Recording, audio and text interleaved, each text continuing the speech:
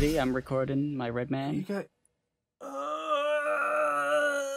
Okay, so you're. I don't even want to know what just happened over there.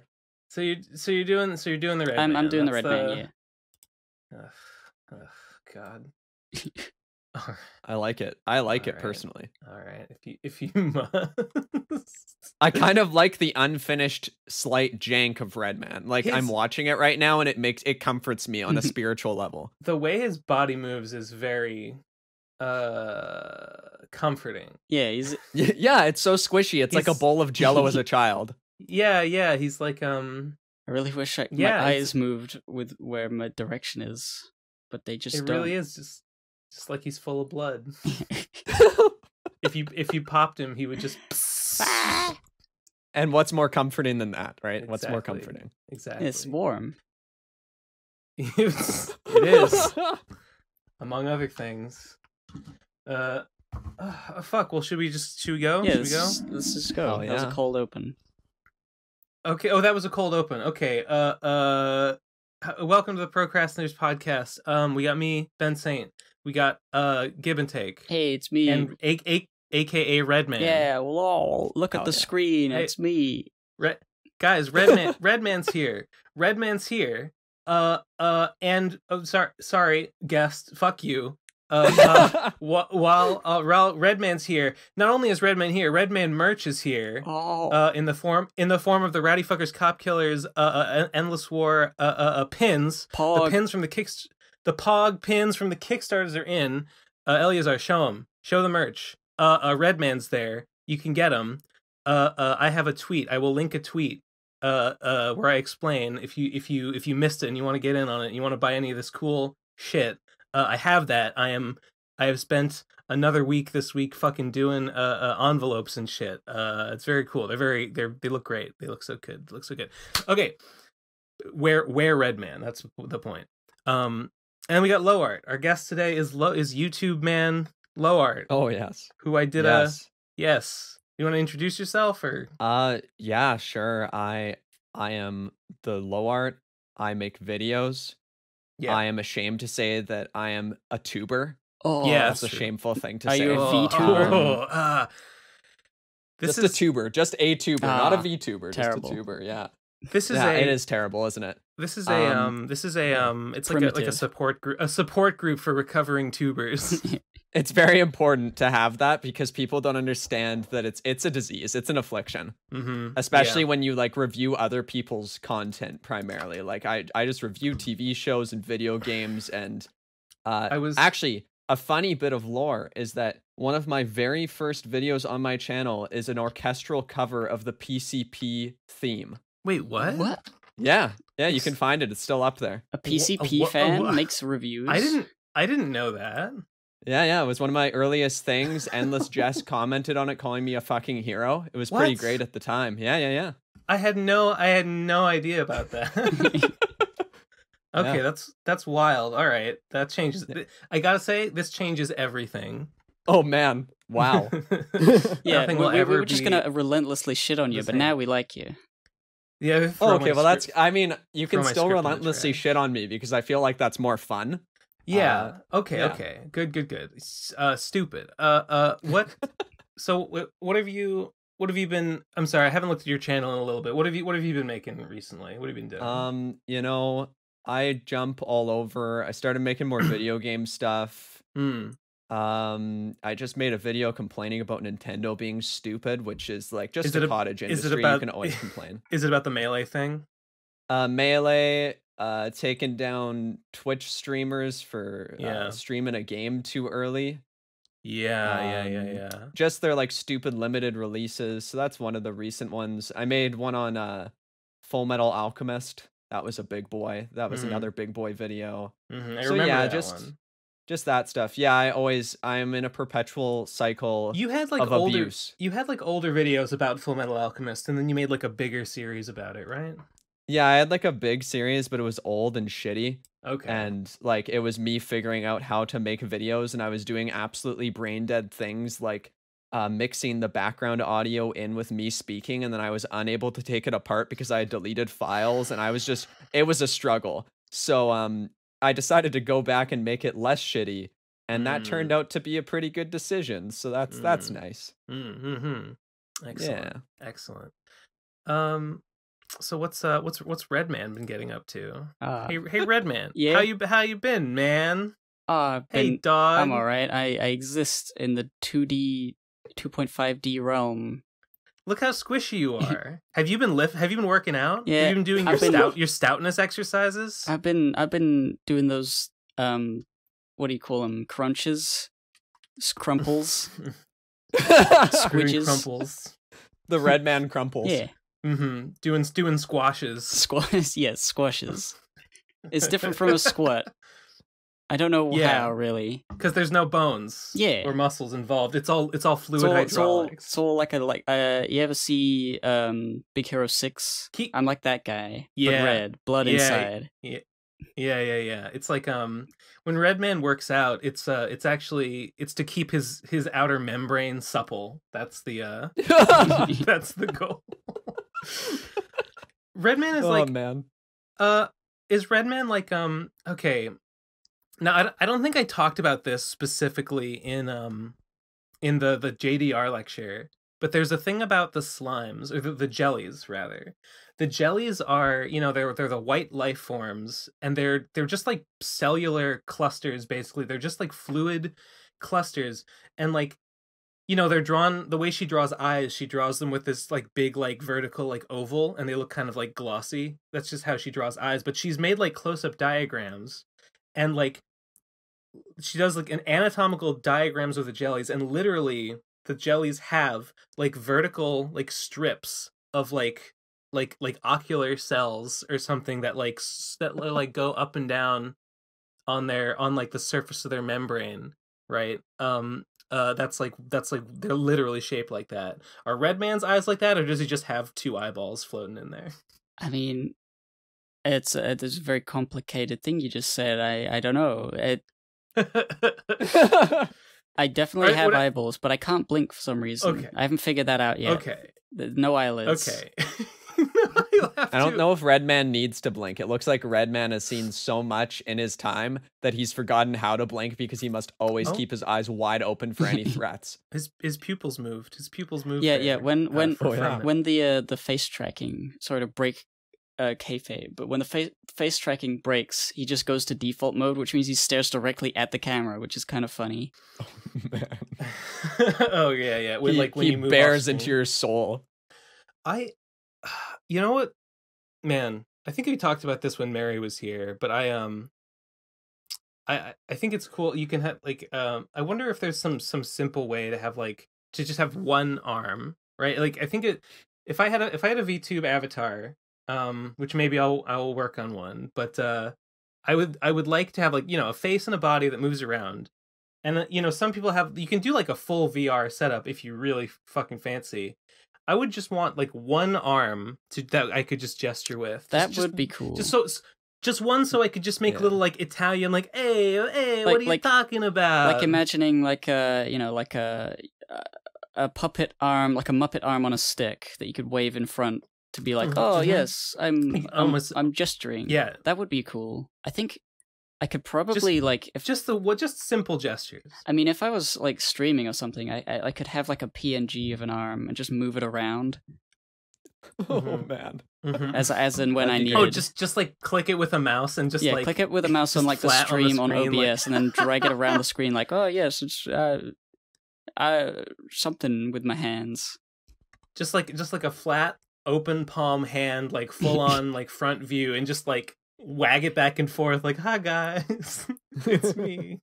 Yeah, I feel like you could do it though. I think you could do it. You might have to like cover one of your arms in like green or something, like a green cloth, so that the program doesn't pick it up. Maybe I feel like it would be from like a user end. I don't know if you could jigger the software to do it, but from like a developer end, I feel like maybe it wouldn't be that hard to. Instead of like a VR glove, because that's how like ones with more limbs work. They have like VR gloves and feet and stuff. Yeah. You could maybe just have like just something you could hold, like it's just something you could like hold in your hand. Maybe like a fucking Wiimote like light thing or something, and like just so we could see where that is, and it would just move the hand with that single point, right? It's not like a fully articulated like 5-finger hand or anything. Just a Wiimote dangling in the air. Yeah. yeah. It's not an arm. It's just an image of a Wiimote. Yeah, much better.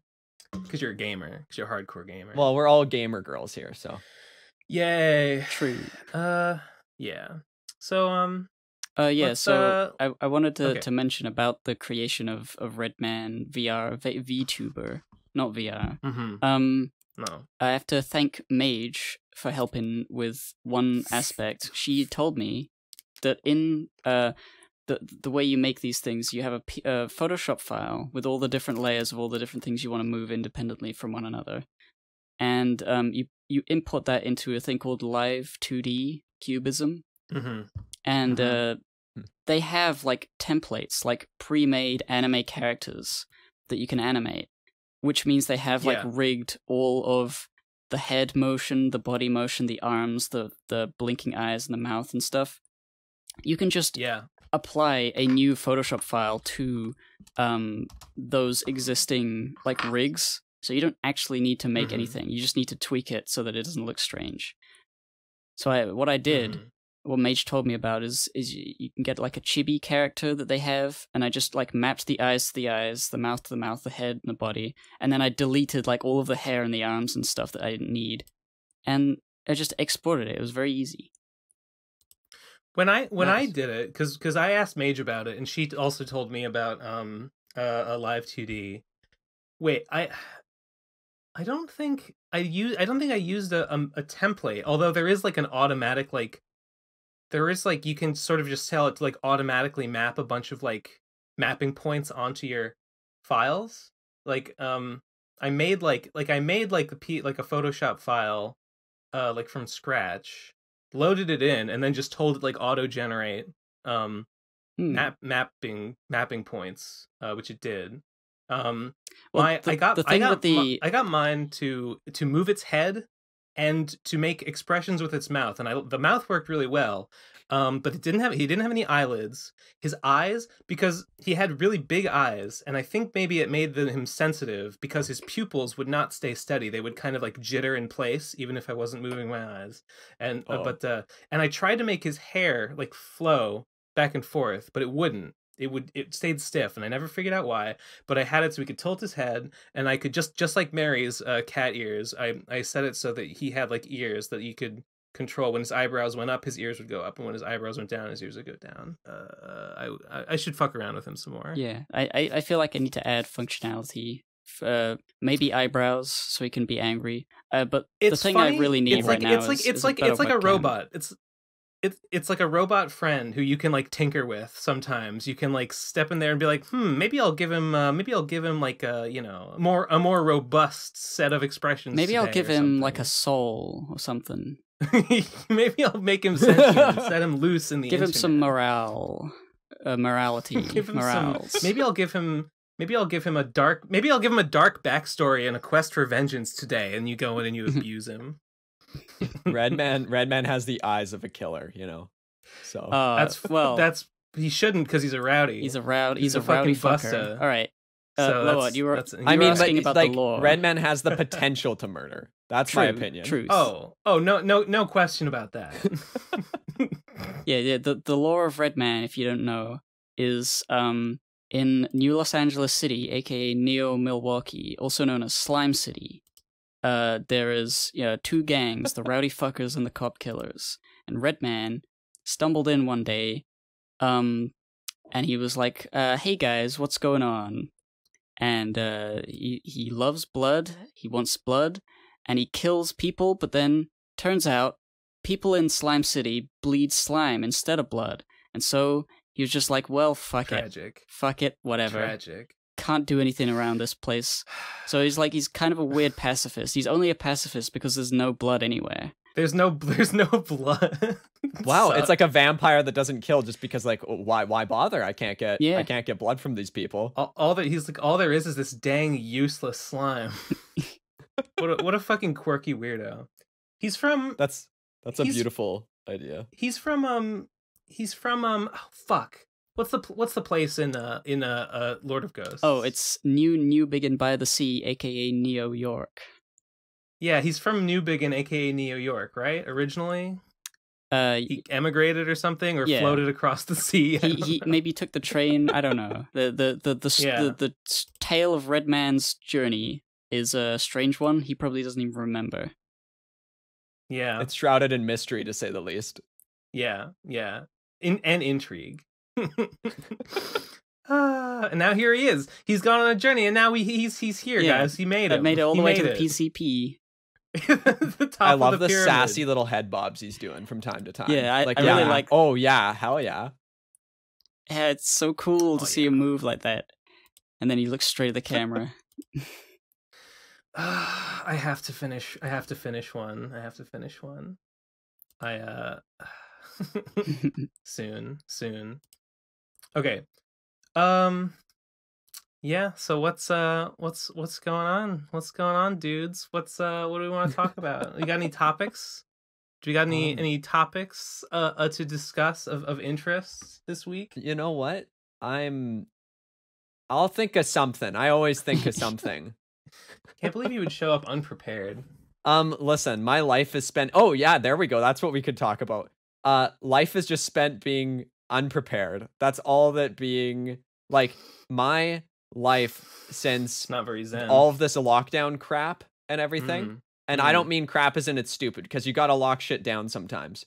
I just mean I'm hiding out in my house. My sleep schedule is abysmal. Waking up at 5 p.m. sometimes, going like, what has happened to me? What have I become? Dude, So how are you keeping yourself sane? Maybe that's a good topic. I've had quite a week in terms of like sleep schedule. You know, sometimes I go to bed a bit late. Oh, boo-hoo. Wake up. Oh. Yeah. But this time it was like I almost stayed up for an entire day, just casually, just like not even thinking about it. I went to bed at 7:30 a.m. one of those days. So it's just sort of like, what the fuck? I can't get a handle on this. I have gotten completely fucked up. I finally gave up and put up blackout curtains so I could just like go to sleep at like 1 p.m. and wake up at 11 p.m. and just go like it just I'm saying that I'm also just completely fucked up. Okay, yeah. It's the worst for me, and this was where I felt truly like I'd failed myself, was I said, you know what, enough's enough. I'm staying up a whole night, and then I'm not going to sleep, and then I'm going to go to bed at a normal time. And then I went to bed at a normal time, and I wake up and it's like 3 p.m. and I go, well, what the fuck? That's exactly what happened to me today. That's exactly what happened to me today. Almost the opposite happened to me. I was like, you know what? I should really go to bed at a reasonable time tonight. I stayed up until 6 again. And I was like, well, I've fucked it up. I go to bed. I wake up at 11 and I'm fine. I don't know. I don't know how that worked. I mean, if you're in like a rhythm, I don't know. Like when you're in a rhythm, sometimes you wake up at the same time, no matter when you went to sleep. But I've always been waking up at like 3 p.m., then 4 p.m., then 5 p.m. I was like, yeah. The days just all I'm learning is that nothing. We all need help. Everything is meaningless. All I have is my video games and anime. And my Redman. That's all you really need, though. It's true. And his blood to keep me warm at night. Yeah, it's getting cold these winter months. Hell yeah. No. Yeah. I'm all fucked up. I'm up at odd hours. I don't see anyone. I got my blackout curtains up. It's dark in here all the time. It's great. I've regressed. I've regressed to like I don't know. I guess I was gonna like pick a time in my life when I've also been just like no outside world, no relation to the outside world, but there's actually been multiple times. This happens every so often. I just get completely unhinged and off of any schedule at all. It's great. It's nice. You know, I don't even mind it. It's eventually you have to accept it. Yeah, I'm at the point where I'm accepting it. Or I'm like, I'm staying up real late again. But you know what? I'm awake, and I'm usually at the end of the day, I'm like, well, that was a long like a sweat off my brow day of playing video games. It's time to do some art. It's time to draw, and I do a little bit of drawing. And it's like if I'm awake and I feel like doing some work right at the end of the day, I guess I may as well capitalize on that if that's going to happen. So this is how it is. I don't have any control over anything. I'm just going to like take things as they come. Well, that's the issue, is like prime time for me has become 1 a.m. to 6 a.m. Like when I'm up at that time, I'm working, because if I don't, I have like this sense of what am I doing wrong? So you just plow through work at those hours. That's probably when Redman was created, you know. One thing I always find that if I wake up and if I start doing something productive immediately, I will have a good and productive day. And if I don't, I'm fucked. Like if I wake up and I start like, wasting time or doing something pointless, like 95% of the time I will continue to do that for the rest of the day. So like my like self hack is like, okay, if something needs to get done, just make sure that I do something like immediately when I wake up, and then I'm like, I've like set myself on the right course for like, okay, I won't waste today. Yeah. Like she scared the shit out of me. Because my wife, because all of a sudden she just like, the alarm went off and then she did like pretty much a full front flip up out of the bed, just like catapulting her body. And I'm like, what are you doing? And she's like, well, if I don't do this, I'm not doing anything. Like, it's either I get out of bed with a flip. That is a like just catapults. I see. Okay. That is a you classic have to like leave the bed with momentum. Leave the bed. Yeah. Get out of the bed. That's the first step. I mean, it is. Some of the days I'm like, most of the time I keep my phone on my desk out of reach. So I have to get out of bed if I want to check my tweets. I want to see the notifications that are coming in. Hell yeah.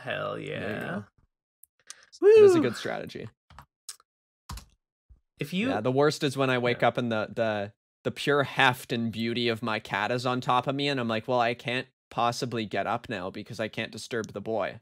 I fucking hate cats. I fucking hate how cats. Dare you? No. How dare you? They're like that. They're like that, and it's so awful. It's beautiful. It's the best thing to ever happen to me. God, no. What's wrong with people? How does your cat appreciate being moved? That's the question. That's the killer question. He accepts anything and everything that we do. He's like, all right, that's very complacent. Like if I want to get up, I can do it. It's just that I don't want to because he's so snuggly and nice. I see. Okay. All right. See, it's all about framing. Yeah. It's all about framing. Like when the cat is like gonna attack you for moving them, then it's like I'm not in control. I'm a prisoner here. I'm forced to feed this person. Not like that. But like the cat I have, similar, is just like completely complacent. I can pick her up in any way, and she will always find an excuse to start licking my hand, even if she's like sort of trying to get away. She's just like sort of normal, like, oh, it's a person, lick. It's good. That's so nice. Yeah. The beautiful sandpaper ton brushing across your skin. Yeah. Ben, I don't understand how you couldn't like cats. I used to think like you. I used to think like you. I just don't. Then you don't. I don't know. It's not that I hate them or anything, but like I don't I like them well enough, but like I wouldn't want to own one. Like if I see a nice cat, I'll pet it or whatever. Yeah. Oh, okay. There you go. Yeah. You aren't out here kicking cats. I'm not out here kicking cats. But if I woke up and there was a cat on me, I wouldn't be like, oh, I'd be like, get the fuck off me, you piece of shit. Like I wake up and he's wrapped around my arm, like just cuddling up against me, and I'm like, well, what are you doing? You sweaty being, you warm creature. It's great, So this cat chose us. We went to go look at the shelter with all the animals, and he's reaching through the bars, just wanted to have belly rubs. That's how you find a good one, is you go. And that's why I learned. I didn't know this until this moment, was like, it was right after Halloween, like a couple weeks, and we found him. And I learned that apparently animal shelters often won't sell black cats around Halloween because people will like buy them to like, I don't know, sacrifice them or something. I don't know what's going on in the world. What? Surely. Yeah. Wait. I thought that'd be like a fake thing, but then people there were confirming to me like, oh yeah, no, we we can't sell them around then because bad things will happen to them. And I just, what the fuck? All right. At first, I was thinking, oh, you can't sell black cats because it's like a Christmas thing. People buy a puppy for Christmas and then they don't actually want to keep it. They get a black cat for Halloween just for their costume, and then they throw it in the dumpster afterwards. But sacrificing, like, what? What is that? Like, I guess you might be right about some of it. Part of it might be a weird thing for like Halloween festivities of having a costume piece, but yeah, it sounded like some people are out here ritualistic sacrifices to the blood god. I don't know what's going on. Wait, well, if you're talking about a blood god, then it's fine. I'm sorry. What are people sacrificing for Halloween? Black cats, man. Black cats. Like butchering them? I don't know. That's a question I still have to this day when they said like, yeah, we can't sell them because people will hurt them, and I'm like, oh god. I didn't know that we live in a world where we're still holding on to superstitions of black cats so deeply that we would go out of our way to harm them. Jeez, frickin' Louise. My cat's a black cat. Such a thing. And she's like, it's great because she's cool and like looks like a little panther in the distance in a silhouette sort of way. But you can't take a picture of her. I've never been able to show anyone what she looks like through a phone. It just doesn't work. It is a struggle. They're just black blobs. Wait, I saw a really good poorly drawn cat the other day. And I have to was it the square? Show you. It was the square, yeah. Wait, in case Lowart hasn't seen, I will throw that in the boom, baby. There it is. Okay, I'll check out this beautiful poorly drawn cat. Oh, I did see that. I really like it. Yeah. That's fucked up, honestly. It's fucked up that it could be shaped like that to begin with. I don't know. That's upsetting. They're liquid beings. They do whatever they want. I guess so. They're like memory cat. Like, whoa, what the hell happened to my eyes just there? I think blinking fucks up the thing. When you blink, they like jerk back to neutral. They do something. Right? When your eyes are closed, it doesn't know where to put your pupils, so it just puts them back in the neutral position. That's what it probably would be, I guess, because you don't have eyelids on the thing yet, right? Yeah. I need to add like a Photoshop layer of the eyes being closed. I didn't think of that. Oh, I just saw them do a little twirly thing. They just did a little like boo. Awesome. I'm just looking at him squish. It's just I keep looking at him. He's mesmerizing. Yeah. His gelatinous body, like a bowl of jello, bearing into my soul. I love him. It's so cool. I'm happy. I'm happy that Redman exists finally. After all these years, he's finally he's finally real. He's finally real. Oh no, he's frozen. He's staring at me. Stop staring at me, Redman. No, okay, there we go. Oh God. I'm looking over Twitter. Trying to remember what happened this week. Well, Ben, you said you had some hot goss. Oh, well, you mentioned hot goss, maybe? Okay, this is a weird story. This is gonna sound very bizarre, but yeah, something happened yesterday that I thought was very remarkable. So I'm on Twitter and I'm looking at it's I passed by a tweet from that account who I've mentioned before, who I really like, Posadist Trap God, who lives in Atlanta, and he's like a communist, and he's out counter protesting some pro MAGA what's the protest, right? There's like some pro Trump protesting going on in Atlanta, and he's out like, he's on the other side. He's counter protesting them. He's like taking pictures of them. He's tweeting about it. And then I see another a tweet from someone else. I don't remember who. That's the same protest from the other side. Like, this is someone who's on the MAGA side of it. They're tweeting about the Atlanta protest. So I look at the stream, and who do I see in this protest? This pro MAGA fucking thing, in the stream, than May. Oh, you got, yeah, Whoa. May's there with Ethan Ralph from the Kill stream. Oh, of course. And and I and I watch for a while as she and him stand in a crowd listening to white nationalist Nick Fuentes give a speech about how the governor of Georgia must overturn the vote and how President Trump must be president not just for 4 more years but for life. And they all clap and cheer. That's so bizarre that you happen to find that on some stream. That's the really bizarre part of this to me. I know I had to mention it because I was like, wow, that was a journey. That was a journey that I went on. Yeah, I wonder what they were doing weird. there. That's really, really weird. Like, I could imagine if you asked them, there's just like, oh yeah, we just wanted to see it, like, laugh at it, you know, haha, have a bit of fun. No, haha, distance ourselves. No, they were cheering. What do they say on that show? They had MAGA hats and everything. Disavow. They'd say disavow over and over again, I think. Yeah. Like, are you 100% sure this wasn't just some lookalike? No, I'm 100% sure. Ethan, did you know? That's did wild. You recognize Ethan Ralph as the Ethan man? Okay. Yeah, I know. Yeah, I know who he is. I would like to see the stream. Is it anywhere to look? It was the kill stream, which is on DLive, I think. Oh, so the footage was from the kill stream that you saw? Yes. Okay. Yeah, that was the stream that was linked. Yeah. I don't know. I don't know what else to say about it other than to mention that occurred. You weren't kidding about the hot goss. That is wild, hot right? goss. It's wild, right? Well, just like, because if I was reading a work of fiction and this was a plot point, I would say that is contrived and like kind of silly that this is how something developed. But then here we are. It doesn't surprise me as much as maybe I wish it did. Oh, you know. She was all on that Ralph retort thing for a while. Yeah.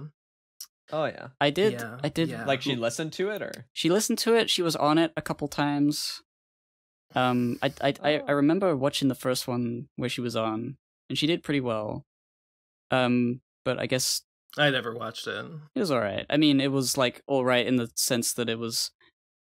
I could see the appeal, but I didn't like what was being said, and I didn't like the people that were calling in. They were very nasty. Lol. Yeah. Yeah. The chat was very special. I saw some of the chat. Very, very special and nice individuals in the kill stream chat. I gotta say. Oh gosh. I won't. I won't go into detail. Wow. Just, whenever they pass by a black person, they were like, "Oh, nice, multiculturalism." No. Oh no. Oh God. Oh no. Jeez, Rick. Anyway, clap for me. Clap for me for doing this great investigative journalism. One clap. Yeah, look at you digging deep, bearing your soul to the world. Like, just having you put yourself on the line. Getting really getting the scoop. Yeah. Really exposing corruption at the highest levels of our government. That's why people need to go to bensaint.com/Patreon. That's what it is. I'll change my description. I'll change it from comics, videos, and cringe posts to journalism and hot goss. Why did Craig just leave the fucking chat? Craig just biffed out of here. Craig, you absolute fuck. Well, get Craig. Craig is our intern. Silent. Craig is silent but deadly. Craig is our intern. Craig, you sack of shit. Craig handles everything for us. And Craig won't even join. Craig's having a mood. He won't even come back. What is wrong with him? What do we? Oh no, Ben's gone. What do we pay him for? I don't know why I just left the call. You were so mad you had to leave. Craig, I demand your presence. Okay, well this is maybe I'm gonna try to plead with him. Craig, please come back. We need you. We didn't mean to call you all of those terrible, horrible things in chat. We didn't mean to consistently insult you in chat while we were speaking. Yeah, like, Maybe he's a big fan of the kill stream and was like, you know what? Fuck, I'm out of here. He's like, fuck this. Yeah. Antifa are the real fascists, he said. Oh gosh. Yeah. Oh, Craig's back. Hi, Craig. What? Oh no, bye, Craig. What is he doing? I don't understand. It says fail to join. If I persistently fail to join, it may be an issue with the voice server. Well, there's no problem with the voice server. There's no problem with the voice server. Is there a particular reason why he's named Craig? I don't know. He's just a recording bot, and I don't know why he's named Craig. There's actually 2 Craigs. There's a Craig 2, but we don't need him. We don't need 2 of them. Okay. And I don't know why he's named Craig. Probably the guy who made one him. of those things. That's how it goes sometimes. Oh, Craig's back. Okay, I guess he's back. Even though I just told him to leave. No. Oh, he failed. Okay, whatever. We'll just have to proceed without him. Yeah. If we're all recording, it should be fine. Hopefully he captured the early part from the pre-show discussion. For that bonus episode, patreon.com/the Procrastinators. We'll probably do a behind the scenes clip show pretty soon. There we go. He's back. He's back, baby. Now recording. Yeah. Now recording, he says in his fucking robot voice. Craig, I missed you. We're Craig, sorry, Craig. God bless you, Craig. You're doing a civil service here. Have my babies, Craig. Oh, yes. Just get deep inside me, Craig. Oh, Craig, you piece of shit, you Craig salad. Craig left, and I'm revoking my permission for Craig to enter me. I did so Kip from RFCK did a meme, or did a what you call it, like a tier list of sandwiches. I saw this on Twitter. Oh. And I was like, I have to do my own sandwich tier list now. I had to. Yes, I saw that on Germa's stream. There's a lot of sandwiches. Oh, I was like, wait, you saw my tier list on Germa's stream? No, the sandwich thing. He did it. He had a lot of opinions. I realized from watching that I don't fucking know sandwiches. There's all of these things that I'm just like, what the hell is that? Like ingredients I understand, but like named sandwiches of a specific kind, I just guess I don't know so much. There were a bunch of sandwiches that I had never had before. Actually, there were a lot. Like the tied for the biggest group in my tier ranking was never had it. Let me read you all the sandwiches I've never had. Okay, do you have an image so we can follow along? Oh, yeah, sure. If you insist. Here, I'll post it in general. I'm bad at listening. I need this visual. I'm bad at listening to Ben saying. No. All the sandwiches I've never had: croque monsieur, croque madame, torta, jambon beurre, Monte Cristo, tonkatsu, bocadillo, liverwurst, cucumber tea, Italian beef, and Kentucky hot brown. Are these like common sandwiches? Because I don't know. Apparently, I'm uncultured. I don't know anything about any of these. I thought a bocadillo was just a Spanish word for like a sub sandwich. I didn't think it was a specific kind of sandwich. Italian beef, I may have had that and just not known I was having one, because that sounds pretty common. Like you didn't know that the beef was Italian, but it was beef. I don't know. It must be just certain things on it. I don't fucking know. And I know of Monte Cristo. I've heard of Monte Cristos and I've heard of tonkatsus, but the other ones I've never heard of a cucumber tea sandwich or a Kentucky hot brown. I didn't know about these the croques, the croque couple, croque monsieur and croque madame. Never heard of it. The biggest struggle for me was where to place egg salad. Because on some days, egg salad is definitely in the nice category, but other days it's in the good category. I don't know. Egg salad, in my own personal opinion, is an abomination, especially if it's being eaten in public. You're a fucking mutant. Nah. You're a fucking mutant. Egg salad is underrated. Egg salad is highly underrated. The scent of egg salad pervades everything it has ever been around. I wish I could smell an egg salad right now. No, you don't. When I smell egg salad, I just get hungry and I think I'm jealous. I wish it. It's not scrambled. It's hard boiled and chopped. Okay. It just doesn't smell good though. It's powerful. Yeah. I don't know. There's just something I like. But I like it. I like the smell. Sort of. I don't know. Like I enjoy an egg. Egg salad sandwich is just sort of like comforting. You bite into it and it's like a sandwich, but it's also like you're having an egg. I love See, eggs. but I like in my personal opinion, I'd rather just eat an egg or eat some bread. Like I don't need these things to come together. It's such a non-strange thing to combine, though. It's not like putting an egg salad sandwich. I don't know, chocolate ice cream with like roast beef. I love deviled eggs, and an egg salad sandwich is basically just a deviled egg sandwich because it's just. Oh gosh, you brought up deviled eggs, and now I need to tell something. Oh gosh. Okay. All right. So, have you watched SpongeBob? Sure. Yes. Like, okay, so there's an episode in that where SpongeBob talks about how there's a piñata with deviled eggs in the episode. Okay. And at one point, I was talking with my wife about different types of eggs, and she brought up deviled eggs, and I was like, I can't believe people put those in piñatas. And she's like, she just looks at me and she's like, what do you mean? And I'm like, people will put them in piñatas at parties. She's like, you mean in SpongeBob? I'm like, what are you talking about? That's a thing people do. And I had this gap of knowledge where I had seen it in SpongeBob, forgot it was from SpongeBob, and thought people were putting deviled eggs in piñatas. So fucked up. That's like, dude, I can't believe they put Fabergé eggs in piñatas. I mean, it's not as gross as this, but it's like, you ever read that like Reddit Reddit post about like my boyfriend like literally will not wipe his ass because like he thinks you're not supposed to or something? What? Like he thinks it's like gay or something? Like he genuinely is like, no, guys don't wipe their ass. Like, come on. Oh, of course. Yeah, but anyway, so like she made fun of me for that. Well, she still makes fun of me for that, and rightfully so, because I don't know. Yeah, I don't know what happened. Absolutely. I can't believe we put deviled eggs. That's pretty wild, man. I like that a lot, actually. Yeah, anyway, sorry for derailing the sandwiches, but you said deviled eggs and I had war flashbacks. I don't know. All I had to do was all I wanted to do was draw attention to the underrated egg salad sandwich. There's another one on here is the Thanksgiving. My lowest cool ranking for sandwich is I'd still eat it, because like there's no sandwich that I think is like bad. I'm surprised PB&J is down and I'd still eat it, obviously, because to me, like, I don't know, PB&J, it's a classic, it's a gooder. Put it in my mouth.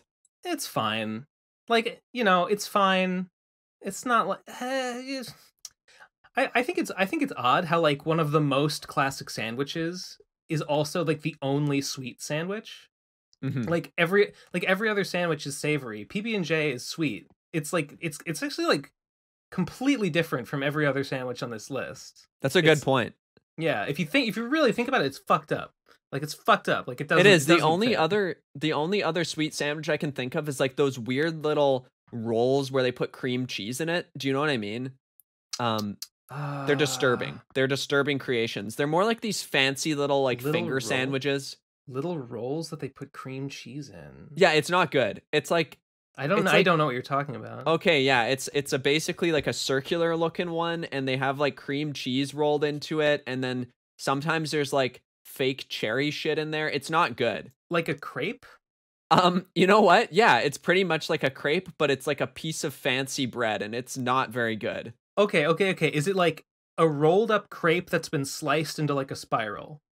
Yeah, kind of like that. Okay. Like you could put it that I don't way. know if I would call that a sandwich, but I gotcha. That's a good point. Yeah, I'm not sure if it shouldn't qualify as a sandwich. It's an abomination. I mean, this obviously recalls the ancient is a hot dog a sandwich chart. You ever seen the sandwich alignment chart? Yeah, I've seen that. Ben, what is your stance on hot dog specifically? Because I can't remember. It's a sandwich. Okay, I would agree. It depends on the Merriam-Webster's dictionary specifically includes a clause in the definition of sandwich that means it can include a filling between a split roll, and that's what a hot dog is. It's a sausage in a split roll. So yeah, it's a sandwich. But like, you wouldn't call a kebab a sandwich or a gyro. I don't know. Yeah, because that's not a split roll. That's like a wrap or a pocket. So split. So the roll has to be something that you could turn into a sandwich if you split it all the way through. Although, well, no, it is a sandwich, even if it's merely split. No, I mean like in terms of like bread things. Like you can't wrap the bread around the sandwich; it has to be cut into. I don't know. Honestly, like I'm a bit of a sandwich anarchist myself. I kind of think that like maybe a gyro or a pita pocket is a sandwich. I'm inclined to feel like it is, even though I can't give like a robust explanation. Is a pizza pop a sandwich then? What the fuck is a pizza pop? Like a pizza roll? You don't know what a pizza pop is? Like a pizza pocket? Like a yeah, pizza pocket. Pizza roll? I mean, you said it, I envisioned like a frozen like popsicle. Okay. No, I think what makes a pita or a gyro feel like a sandwich to me is the fact that it's assembled, whereas like the fact that like the pocket is like sealed in a factory makes it feel less like a sandwich to me. What if you made it at like home though? How you can't? Yeah, oh yeah, you can. I've made them homemade before, man. What? It's good shit. Yeah. So wait, what is a pizza pocket? Is it like a pizza where the bread is on both sides? Yeah, it's kind of like it's like the crust exterior, and then inside you like put the stuff. Oh, like a calzone. Kind of. You know what? Now I need to figure out the technical definition of a pizza pocket. We could go down the sandwich rabbit hole. I mean, forever. yeah, why not? We could just talk about sandwiches. Is fucking ravioli a sandwich? Lasagna is basically just several sandwiches stacked on top of each other. Yeah. A spaghetti is actually just a bunch of like it's just like a sort of three-dimensional. That's like, where I have to sandwich. That's where I draw the line. Morass. Because it's spaghetti. Yeah, but because the topping, the filling, the meat or whatever you want to call it, can go under and over and all over around the bread, or carbohydrate, in this case, spaghetti. And I feel like that definitionally changes it. But lasagna counts. I didn't say that. You said that. Okay. I'm trying to think if lasagna counts, because like maybe if the top of the lasagna and the bottom of the lasagna are both like, the lasagna sheet, and then all of the inside is like the stuff. You can't really have like lasagna with all of the pasta right at the bottom. It wouldn't be called that. You know? Well, what I'm saying is that lasagna is like noodle. It's like carbs, filling, carbs, filling, carbs, filling. So it's basically just a multi-layered sandwich, right? I would say that checks out just because of aesthetic things. Like it's usually like a flat plane, like a bread. Yeah, exactly. But spaghetti, I think, just because of the fact that it is not intended to be eaten in layers. It's just a mulch. It's just a squelch of all the ingredients. You eat it however you like. If you get a ham sandwich and it's like little ripped up bits of bread and little ripped up bits of ham, and you eat it with a spoon, is it still a sandwich? I don't think so. There's actually people are debating this online. Apparently, I just looked up: is lasagna a sandwich? This is a years long odyssey. Like we'll never get to the bottom of it. Nobody. Well, somebody said something interesting, which is impossible. You can't pick it up with your hands and eat it. If you're very cool, you can. Like me. If you have to eat it with a knife and fork, I think that's I agree. That's kind of disqualifying. Yeah. Yeah. I'll give it that. So yeah, a pasty. What are they called? What are they called so that I can tell you what they are? Because they're a British thing. Pasty. They're I know from what these are. Yorkshire pasty. No, it's not Yorkshire. What? Okay, it's like one of those Jamaican like beef pockets. A pasty. God, these look good. Yeah, they're like cheese and beef in a thing, and it's intended to be eaten with your hands. It's like a work of food. It's like an easy way to have food on the job. The other day I learned about the worst British food I've ever heard of. It was is it spotted penis? Is that the one? Wait, what? No, penis? Spotted dick is a thing, and people laugh at it. No. I don't. I've heard of that. I don't know what it is. No, neither. what I am talking about is This is so fucking funny. I'm scrolling back because I remember who was talking about. Okay. It is the Wigen Kebab. The what? The Wigen Kebab. What does it consist of? Okay, this was like here. I'll post the video. This is so good. There's a whole video on it. Okay. Yeah, there's a whole. Okay, I guess Wigen is like the name for some part of Britain or some person from a certain from Wigen. Wigen. All right. Is that a place? I don't recognize it, but I guess it is.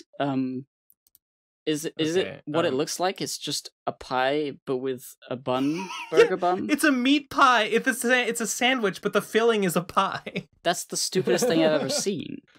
Yeah, like a pie is basically already a sandwich.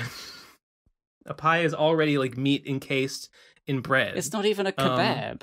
The kebab needs a wrap for it, doesn't it? Doesn't it have to be like skewered through? See, no, yeah, I thought that a kebab was about the meat on the skewer that you carve off. Like I thought it was the meat. That's a shish kebab. Wait, kebabs? No. I'm not saying like a shish kebab. I'm talking about the sandwich kebab. But I thought what made it that was the sliced meat that comes from the big piece of meat on the skewer. I think. Well, I'm not Greek and I don't know these things, but I think I've had like kebabs where the meat inside is, chunkier. But I don't know. It probably true. Doner kebab is the one where you slice the meat down. Yeah, that's the German one, right? Well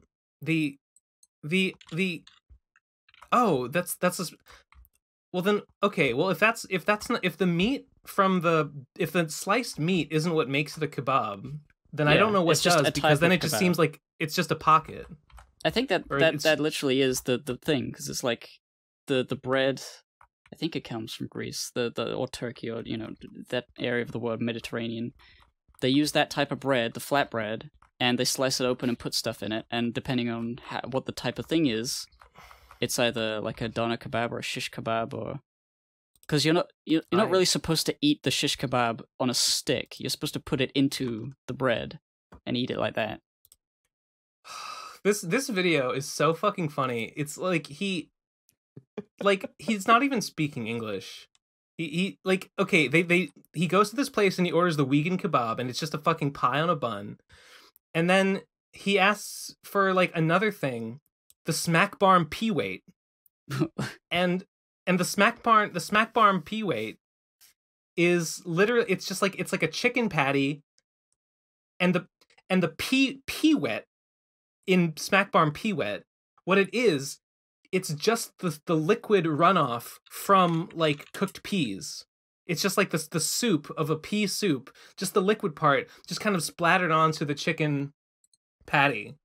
And so a Smack Barm Peewet is like a chicken sandwich with like gross pea water splattered on it. And he says it's like, it looks disgusting. What do you say? Oh, and then he gets his full order, and he's like, a Wigen Akimbo with a Smack Barm Peewet. And I'm like, you're not allowed to say these things. You're not allowed to talk like that. You should go to jail.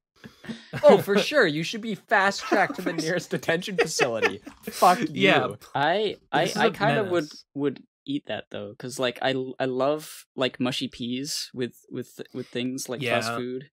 It's good. It looks disgusting, but it probably tastes great. I'm talking shit. Yeah, I don't actually think it sounds that bad as like a sandwich topping. It's just, what's gross about it is just that it's called peewet. Peewet. A Smack Barm Peewet. And with a Wigen Kebab.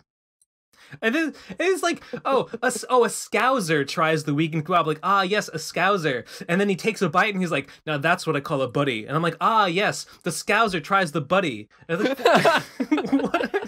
so many layers. It just keeps going.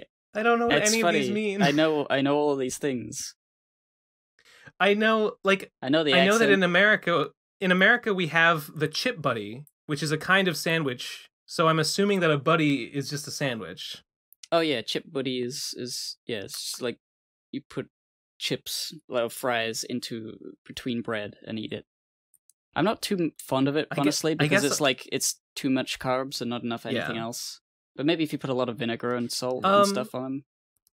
Yeah, I've had one before. I thought it was weird. It kind of reminds me of like spaghetti sandwiches, which I think is another like bizarre thing that people do. I've never understood that.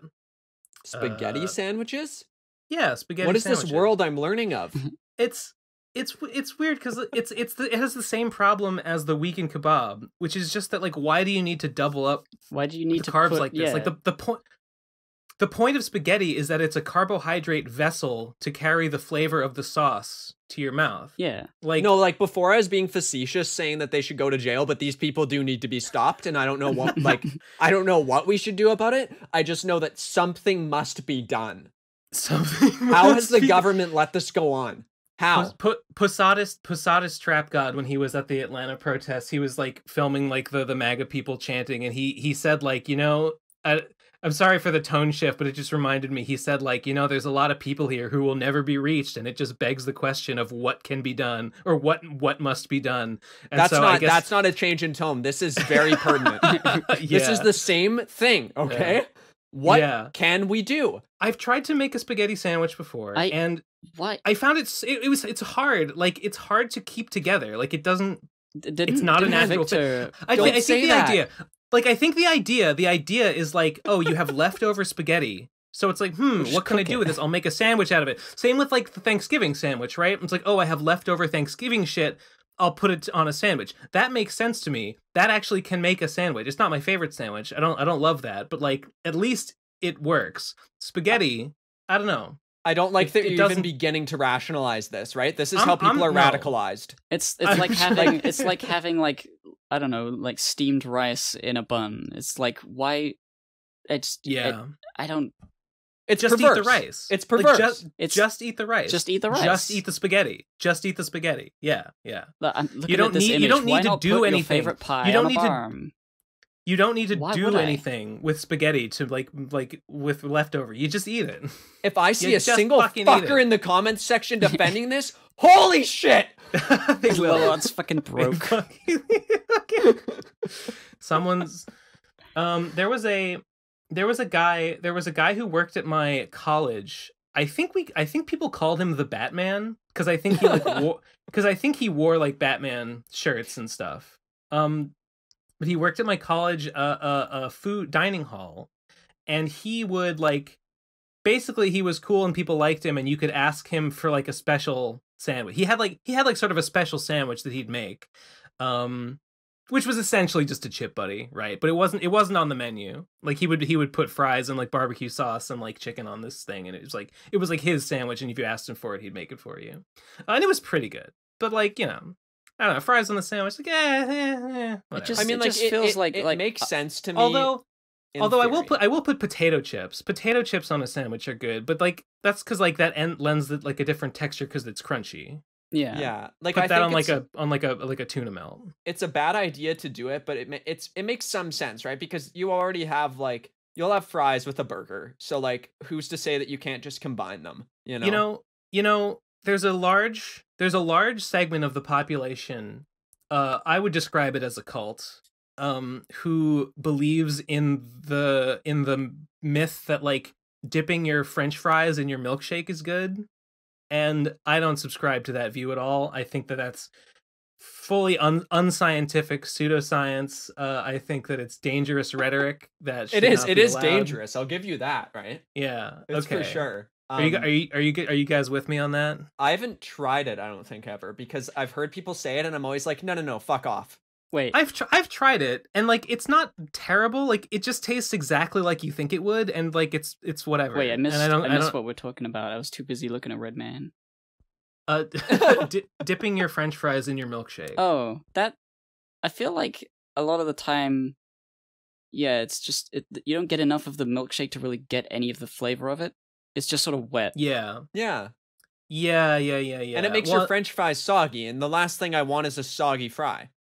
That's true. I mean, sometimes fries are just soggy because there's so much oil on them, and they're still fine. But I think that's a problem in and of itself, though. Like if somebody passes me some soggy fries, I'm gonna give them a little look, and I won't kill them the first time. But if it happens again, well, some establishments' fries just kind of come out soggier, and to be honest, I don't always mind it. Fair enough. I guess it can be okay.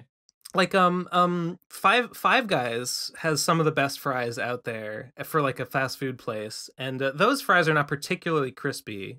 I also wouldn't classify them as soggy though. I would say they're soft, like malleable. Yeah, they're not soggy. I like them a little bit malleable and not like snappy. If you know what I mean. Okay, now I'm with you on this. Ways. I understand what you're saying. I like it both ways. But I do like the crispy ones. I like them extremely salty too. I have like a very high salt tolerance. I eat the dust at the bottom of a bag of pretzels. What the? Are you okay? Are you gonna go into shock? Are you drinking salt water? One time, make sure you drink plenty of water. If you drink that much salt. I'll tell you one time I got in over my head. This is in I was living in Northern California, and I went with some friends. We were hanging out in Sacramento one time, and we went to a ramen place. They were like, "Oh, there's this nice little rustic ramen place. Let's go there." I was like, "Okay, I've never been to a ramen place before." So I went there, and I'm looking at the menu, and I'm looking at what I want in my ramen, and I see an option on the menu that's like, you can ask for extra salt in your ramen, and I'm like, oh boy, I love salty stuff. Like so, you know, if anyone's gonna want extra salt in their ramen, it's me. Like, that's for me. So I got it, and ooh fucking boy, I like let me remind you, I eat the dust at the bottom of the pretzel bag. I could not eat this ramen. It was the broth was inedibly salty. I tried to like mask the salt with like, I tried to put tons of like hot sauce and like oils and stuff in it and just like drown it out with other stuff, and I couldn't do it. I couldn't finish it. It was like it was the saltiest thing I've never had something that was so salty I could not eat it before, but this was it. It was disgusting. Maybe it's because why do they offer this? Maybe they're just more used to it because they have soy sauce, and that's quite salty. Maybe that's very normal to have a lot of salty stuff. I feel like this was like saltier than just drinking straight soy sauce. People have like died from drinking straight soy sauce, so don't try that at home, kids. That's the real soy boys. I didn't finish it. And I think I'd have died if I did. I was like, man, I don't know, man. There is a level of saltiness where it turns into an assault on your senses, like your body rejects it. Yeah, assault. I like sad. You know, it was sad. It was actually, rather than just eating it straight, now when I finish a bag of pretzels, I save the dust and then I use it as a topping. I use it I use it as salt because it has that pretzel flavor. So if like I sprinkle it on like a grilled cheese sandwich or something, then like it just kind of imparts a little sort of pretzely flavor to it. Yeah. Whoa. Yeah, it's pretty good. That's pretty hot. Oh. It's kind of like saving your bacon grease, right? It's like, you know, why waste this? I can cook with this later. Dude, did you see that I made pretzels the other day? I posted it on Twitter or Instagram or somewhere. I was proud of them because they looked really jank. You know, I couldn't roll the dough in the right shape, but it was a really fun, different way to cook bread because it involved a vat of bubbling cauldron of like stuff, and the idea to give it that pretzel taste. You know, you make a bread, you got dough and yeast, and it's very normal. But then you have to, before you bake it, dunk it. Egg wash, right? No, you have to dunk it into a bubbling cauldron of like baking soda, like a lot of baking soda, and you keep it in there for like 20 seconds, and then you take them out, and then you put them in the oven, and they taste like pretzels. They're like big pretzel bread things. That sounds awesome. Oh, it was really good. I saw the image of them that you had made, and I thought they looked pretty damn good. They were the best bread I've ever made. I thought they got their flavor from an egg wash. No, it's wouldn't you know, it's the baking soda. And apparently that's how bagels are made as well. You dunk a ring into a thing, and then you cook it, and it comes out with a nice taste. Nice. I'll have to try that. Wait. That sounds good. Yeah, look up recipes. It's not that difficult. Aside from like, there was a moment where I put the baking soda in and the water was too hot and it was sort of bubbling too much and it sort of frothed everywhere and I had to clean that up. It was an explosion. I make but yeah, it was good. Whenever I fry chicken, I have a big like tubs of oil that I reuse. And I'm always going overboard.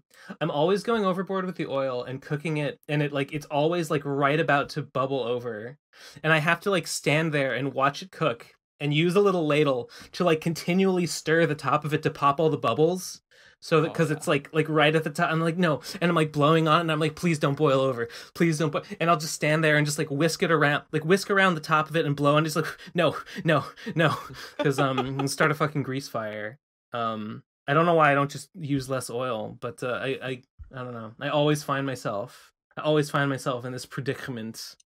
I always wanted to try like deep frying something, but it's like you have to get a lot of oil to have enough dunking space, and I don't feel like putting a big thing of oil there. What am I gonna do with it afterwards? Do it again? Where am I gonna keep it? You save it. You let it cool, and then you just pour it. Like you buy like a big like 2-gallon oil thing, which costs like $6, and then you cook it in a pot, you boil it in a pot, and then you let it cool, and you just put it back, and you use it again later. Maybe you strain it so it doesn't have like a residue from whatever you were cooking in it. Okay, maybe I could make donuts. That would be a cool idea. Oh, that would be good. Hell yeah! I am looking at these pretzels, and I do think an egg wash would make them darker.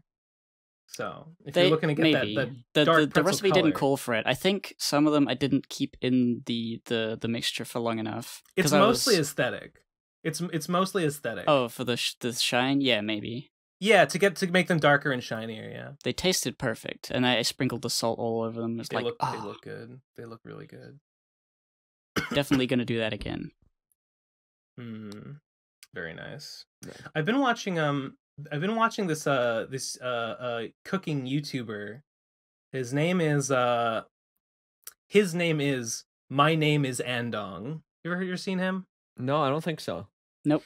He made he's German. He did a pretzel video. He did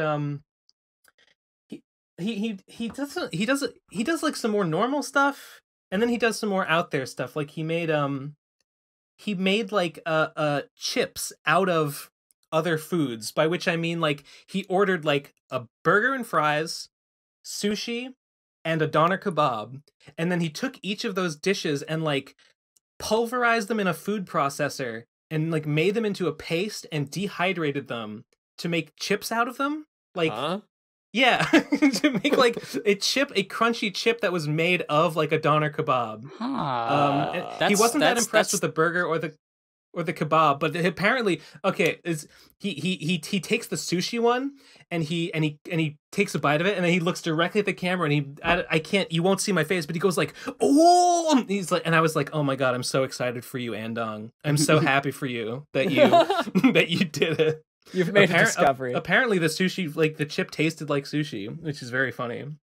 Yeah, yep. He made he did one that's like making Naruto ramen, like ramen that looks exactly like the ramen that Naruto orders in the show. There's stuff like that. Big North. The idea of making like crisps or chips out of like anything reminds me of that one channel that makes knives out of everything and anything. Yeah, I love watching those occasionally. They just pop into my recommended. This? I haven't, but this sounds extremely interesting. All right, so there's this guy.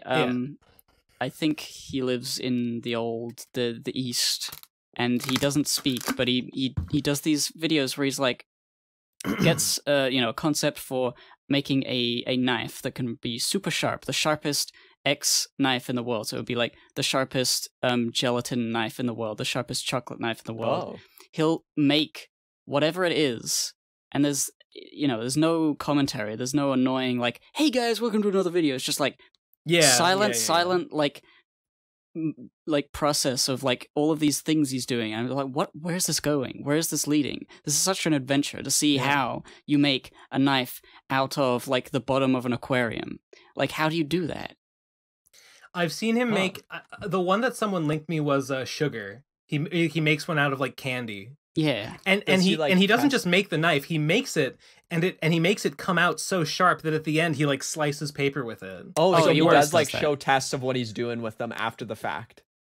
Well, he'll often unmake them afterwards. Like he'll make it and then he'll like melt it down again. Because like I'm sure that a knife made of sugar doesn't like keep. You know? Yeah, it wouldn't keep.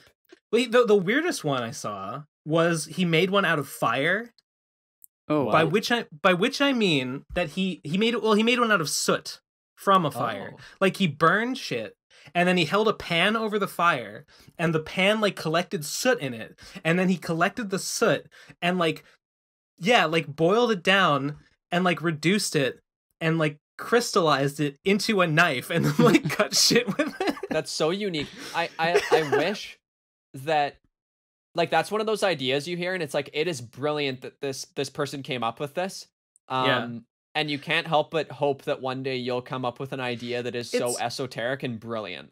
Once you have but by the idea do you mean just like making a knife out of anything? Like just the idea of making a knife out of anything and then pushing it that far? Yeah. Like once you have the idea and you start like what can I make a knife out of? Once you have the idea, like the basics are just like, how can I like collect any given material and mold it, right? Yeah. And I'm sure some materials work better than others. It's like as long as you can turn something into a paste or a liquid, like any sort of solid that you could turn into a liquid, you can and then re-solidify it. You can and morph then it preferably into a thing. It holds an edge. Yeah, and it's like the it has like elements of like weapon building tutorials or like those not tutorials those videos where like they restore like super rusted old things, but also cooking experiments as well, because a lot of them are food, and it's just sort of all of the things he makes uses all the tools. It's just very cool. That's what makes it like, to me that's what makes it so brilliant, is you're combining so many different ideas into one thing that's so weird that I never would have thought to ask the question of it, but as soon as you say, hey, this guy makes knives out of anything, I'm like, what? Now I want to watch this. This sounds fun. Oh my god. Oh my god, there it is. One of the wait, is this the right? Yeah, there it is. One of my never had it sandwiches, the jamon beurre. I was just looking. My name is Andong has a video where he makes a jamon beurre. Perfect. I'm probably pronouncing that wrong because it's French and I don't know how to pronounce French words, but damn, the guy's got a fucking answer for everything. The jamon beurre. There we go. Hamon French egg. is so. Whenever I don't even want to try to pronounce like any French word, because it seems like every time I see a French word, it's like, oh, okay, I have some idea of how it's pronounced, and then when I hear it pronounced, it's like, oh, you just like ignored half the letters or just like added some extra ones in. Like I don't fucking understand this at all. The thing with French that annoys me is that, you know, sometimes the S is not spoken, but some other times it is, and there's no way to tell. I feel that way, but like I don't think it's just S's. There's lots of things, but the S is always like at the end of words. You always assume, oh, if it ends in an ES, it's like air rather than than S. But sometimes that's just not the case, and I look like it looks stupid sometimes. Very stupid. Very stupid. Yes. I'm just. Yeah, pronouncing French, I am horribly useless at it, despite the fact that here in Canada, I was forced to do it for like all of elementary school, and I'm just useless. That's right, you're Canadian. Yeah, I learned nothing. I learned nothing from French. All I knew was how to ask to go take a shit. I learned I studied Spanish like all through high school, like middle school and high school and college. Like I could speak it kind of okay. And then like after college I never used it, and I've completely forgotten. Like I mean, I can kind of still read it, and like I generally know like what's going on often, but like I can read it and I can kind of understand it, but like if I had to speak it, I'd be like you know, because I would like forget the words like until I heard them. You know what I mean? Parlez-vous anglais, languages are so hard. It's such a process. Like you need to know. Hard. You can't just learn it because you need to use it all the time. Where it just there's some serious attrition. It goes away. Yeah. All you need to do is just say English, and then they'll be like, "Oh, okay." I could speak a little bit of Polish when I lived in Poland, but now I remember like half a dozen words and like one expression, and that's it. Yeah. I just learned a bunch of like kind of functional phrases and words to like get around, like, hey, yeah, ask people directions, like say hi to people, you know, whatever. Yeah, I only know I know one Polish word or phrase, which is dobranoc. For wait, dobranoc. Dobranoc. What is that? I'm pretty sure it's just like good night. And it's the only thing I know. So whenever I see my wife's Polish family, I just wave and say dobranoc, no matter what the situation is. And it's like morning, and they all just shake their head like, oh, it's that fucking this stupid outsider, that Westerner. Yeah, they all turn to each other. They do the Picard hand in head gif. Oh yeah. This actually leads to a fun story that you might enjoy. So back when I was in high school, well, I'm still an idiot, but I was particularly an idiot in high school. And that was where I met my wife, and I was away somewhere on a little trip. Wait, in high school you said? Yeah, in high school. Okay.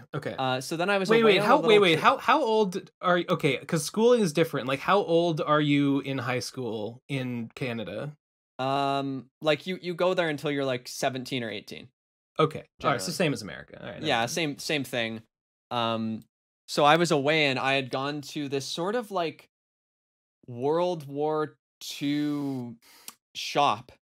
Like it was kind of weird because at first it looked like it'd be a museum thing, but there is a weird amount of just paraphernalia where I'm like, I don't know who's buying this stuff. Mm-hmm. So then I told my wife for a joke, I was like, "Oh, I bought you a poster of the big Adolf." And it's so I'm gonna bring that back to you. And I just said it as a joke, right? So then I got home and I was like, okay, well now I need to follow through. So I printed off this really shitty picture. The big Adolf. That's what they called him. That's what they called him back in his old college boxing days. So I had a picture of him, and underneath I put the words, "I don't know how anyone could not see you." And I brought this I brought this to her house. And I like just started dating her. I don't know what possessed me to do this. It was really dumb because her family's Polish. So I take this in and I have it folded up. I'm like, don't show this like to anyone, right? This is a stupid, edgy joke. And she's like, yeah. And as soon as she walks inside, her mom's like, oh, what's that you have there? And she takes it, looks at it, and then stares at me and says, "We don't like that man here." Oh. And I'm just like, and I'm like, no. I should think not. I'm like, this is a stupid joke. Like, it's nothing more than a stupid joke. So then I'm sweating, and I go home, and I'm talking to her again. And then your then girlfriend, I imagine, is like, "Oh yeah, sorry about my Hitler loving boyfriend." Well, no, she was like, and the parents like, "Oh, that boy, the Hitler boy, yeah." Oh, and she was telling me, she's like, no, it's fine. She knows it's just like a joke, and I'm like, are you sure? Like, because I don't blame her if she's upset with me. This is like the first time I've met her. Yeah. Well, you know those Nazis. They're always carrying a bunch around of women pictures of Adolf, looking at him. Oh yeah, it's important I hear to them. As I'm talking to her, a bunch of people laughing in the background because I was talking to her online, and I'm like, oh, what's that? So then she goes, and apparently her mom was showing all her friends this picture because her mom thought it was hilarious that I'd bring that into the house. But she didn't want to like let me know she thought it was funny because I guess she didn't want to encourage this high school bullshit. So that was just a very good way to meet someone. So kids, don't do that. Don't make the mistakes I've made. Just avoid. Sounds like it worked. when you meet your significant other's parents, I would say try to avoid Hitler talk. Nah. You know, try to avoid jokes like that. On the first time. Yeah. It did kind of work though, because I think she thought it was funny and was like, this kid, you know, this guy. Yeah. Polish fascists are pretty awesome, actually. Oh gosh. They have cool iconography. Because I mean, Poland just has like cool iconography. They have like the royal eagle and stuff. Yeah. And I've seen like some old like Polish like fascist literature that it's like I've seen like they have these symbolized things with like the axe. They have like big axes with like eagle wings on them and stuff. It's like that's pretty cool. That's pretty like that's kind of Warhammer 40K. Honestly, I'm sold. I could get into this. Actually, now that you say that, yeah, a shitload of the fascist, I don't know, images and stuff looks like something out of Warhammer. Yeah, they do, for sure. Which is probably purposeful. Probably Warhammer wanted them to, like, I don't know, maybe look like that, or maybe it's just that. The thing about fascists, you gotta hand it to them. You just gotta hand it to them. Well, they really like painting little figurines.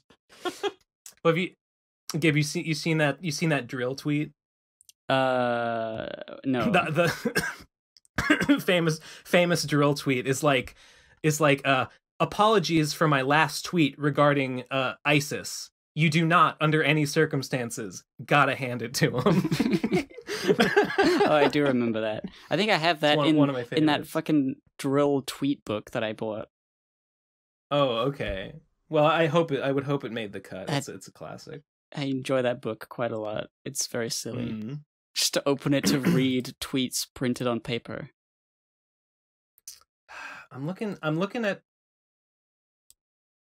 Okay, there's a like a fascist Polish group called the ONR, and I don't know what that stands for, but their logo is like it's this stylized arm holding a sword.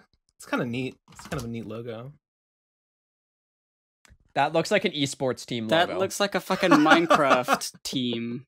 It is. No, oh my god, you're right. It looks like Minecraft. It does. And when they go to battle with their Minecraft team, they would say, "Get ready to take this L." I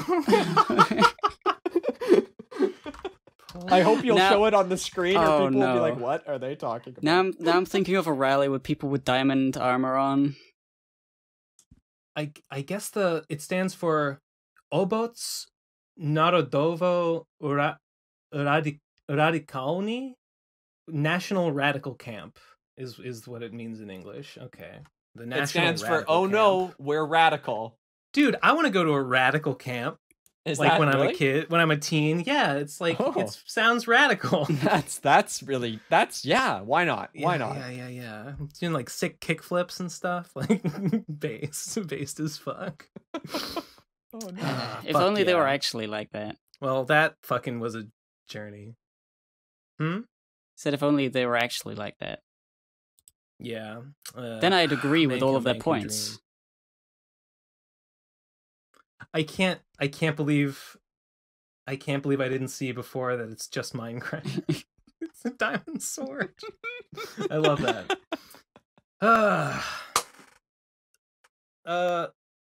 Lowart. Yes. When we do these shows, we usually go we chat for a while and then we go to voicemails. Do you want to hang around when we listen to voicemails, or yeah, I'd be down to listen to voicemails if you'll have me for your voicemail times. Sure. Yeah. We don't have to do that right now, but I don't know, Gib. What do you think? I mean, I don't mind, but I am wondering about like whether I will have enough space for all this Red Man footage. We've been going for an hour and a half, so we can go for a little bit longer. So that's no on going to voicemails? I mean, does anyone have anything to talk about for now? For topic ways? I'm trying to think, did anything important happen this week other than the funny Atlanta stream and the RFCK pins, link in the description. Link in the description if you want to order some. I don't know if you talked about that on the show. You talked about it before the show. the pins. Actually, I don't remember. Did I not? Well, I think I did. I think I did talk about it on the show. When I was introducing Redman, and I said there's Redman merch. Oh yeah. There's a Redman pin. There's a Gun Girl pin. There is like 30 other things. Oh, there's the Nega Slime Lord of Ghosts. There's a whole bunch of other RFCK stuff. There's the Slimecoin. The Slimecoin. You've seen the Slimecoin? Doesn't it look fucking sick though? Yes. Slimecoin is wait. So. Oh, Lowart, you haven't seen these. I will show you. No, it's a sad life. I haven't seen them, but I like the pins. Slimecoin. Pins are nice. Is a big coin, like a medallion almost. Solid metal, made of solid gold. Solid gold, yes. This is the Slimecoin. It's very intricate. It's very cool. Oh wow! All right, here I'll show you the front and the back.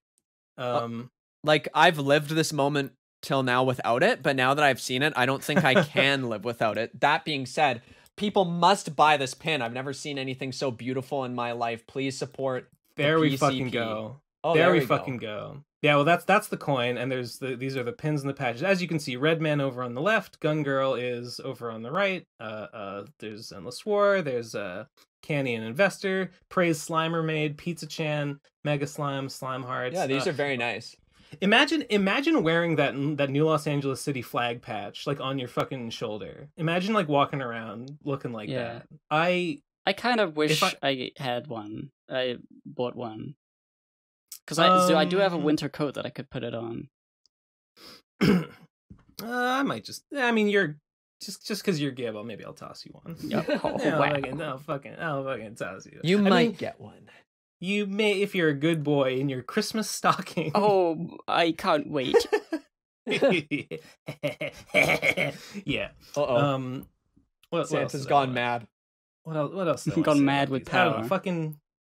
I just want to show. Okay, can we talk about how Santa's just evil? Go on. Like, okay, this is a thing that's really bothered me forever. So this whole idea of being naughty or nice, right?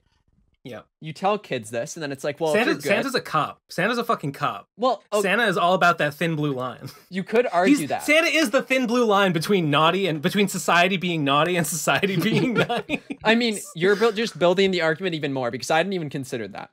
Like Santa. So you tell these kids, right? Like, if you're good, Santa will bring you presents. Yep. If you're bad, you don't get presents. In my mind, eventually, down the long run, this equates morality with the amount of money you have so that your parents can buy you things. Oh, I see what you're saying. And that, like, as a kid, if you genuinely believe this, right? Like, imagine little Timmy's been so nice. He's just a great kid, but his parents don't make that much money. And he's like, I got, like, one little thing. And then this other dipshit in the class is like, my parents bought me 1 million things. Bought me a fucking car or whatever. And it's like, damn, that rich kid must have been so much nicer than me. Yeah, I don't like it. I've never, Santa, I think we need to kill him. I mean, I wonder. Do kids, it's more like kids that believe in Santa, like, think that that's it? Santa rewards the status quo. Yeah, like, I'm not necessarily making the argument that kids are operating on this level. I'm just saying that in retrospect, looking back at it, I'm like, you know what? Santa's kind of fucked up. Yeah, definitely. I mean, I legitimately wonder, like, maybe kids do have that thought. Like, I just wasn't nice enough that I didn't get the PlayStation 5, unlike, Josh who fucking gave me a swirly the other day. He got it though. Like, damn, what am I doing wrong? Yeah, and I feel like it would be much nicer, like, I don't know, just to know, if your parents are scraping by, if they're open with you about, like, we don't have that much stuff, I feel like you would be more grateful if they're like, we bought this for you because we care about you. It's as much as we can give you. Not like that big fat fuck gave it to you. I think there are parents. I think I've heard of people who are like, yeah, we don't tell our kids that Santa got them stuff because it's kind of fucked up. And like, we want them to know that, like, we got them these things because, like, we love them. Yeah. And I learned, like, real quick that Santa was a total fraud because my parents would always, like, leave out, like, this was when I was like 4 or 5. They'd leave out cookies being like, Santa's gonna come and eat the cookies, and then they'd leave out a giant carrot for the reindeer, and my dad would eat the cookies, and the carrot would never get eaten. And they were always just like, well, the reindeer wasn't very hungry. And I looked at my parents and I was like, fuck off with your bullshit. Okay. Why would they do that? Because they didn't, it was just fun. They don't care, right? They didn't actually want us to believe in this guy. Okay. But like, if the scheme is like, we're going to put this thing out, so he'll, so it looks like Santa like ate the cookie and gave the reindeer the carrot. Why would you leave the carrot? Why even bother with the carrot if like you're just not going to eat it and you're just going to leave it there? Like, why even bother? It's a mystery, but I guess they just didn't care. They probably figured it was kind of funny. That's nonsense. It's like, oh yeah, it's like, if you know you're not going to eat the carrot. I don't get it. Yeah. Santa's weird. There was also like factions when I was in the younger grades, like grade 1, between, as kids start to realize that this is just not real. Then like certain kids would get very passionate about like, guys, you're being duped by the system. Santa's fake. And the other kids would be like, how dare you speak against my worldview? And like they would get into legitimate fights over this. It was very funny. Preparing them for the future. Yeah. They gotta learn to hate their fellow man. Eventually you have to learn sooner rather than later. There are dividing lines, and one of those dividing lines is labeled ho ho ho. Begs the question of what is to be done. We gotta collect all these Santa lovers, all these radicals, and all of these I don't know, weird like pizza sandwich fuckers. And these radical anarchists who say that a Choco Taco is technically a sandwich, which is just a lie. That's a lie. Just criminal and punishable by a week in the stocks. Oh man. Let's do voicemails. Let's do voicemails. Let me pull these up. Okay. This first one, and I hope I don't fuck the order up. This first one that I will upload now is called Giuseppe. Right? Hold on. Let me. I'm just gotta fuck with my windows. Okay. Yeah, Giuseppe. Let's give that a listen in 3, 2, 1, go. So I just started listening to the podcast recently. Most recent episode, you guys were talking about foreskin a lot. No. I just wanted to chime in with there's a lot of fine touch nerve endings in the foreskin that are lost. Hey guys, welcome to the Pro Circumcision Podcast. Welcome to the Pro Circumcision Podcast. We advise any foreskin that's allowed to survive is fucking punishable. Immoral and shouldn't be done. I am not going to listen to any I one of love these. circumcision. If circumcision comes up, I hate short nerve endings. I hate sexual pleasure. If any others are about circumcision, I'm just not gonna listen. I'm gonna talk over them. What is going on with circumcision? Nothing. What? Nothing is happening. No. Just watch the last 10 weeks, the last 30 well, weeks. Yeah, watch the last several months of. I have like watched a bunch of them, and then I always see like I haven't finished them, or I'm watching them while I'm editing a video, ones, though? And then people will be in the comments like circumcision talk, and I'm like, okay, I guess this, they're just this Giuseppe, you're a fucking goof. You're a fucking funny man and a goofball, and you're a real comedian clown, Mr. I like them. I like them. I like his name. I like his jib. I like circumcision too. If we get one more, here's the thing. If we get one more, I'm gonna open the new like PCP forced circumcision clinic. They will be circumcised live on air. Wow. And if they're already circumcised, I'll just put some foreskin. I'll sellotape some foreskin on there. We will implement a like mandatory circumcision policy in the PCP prison.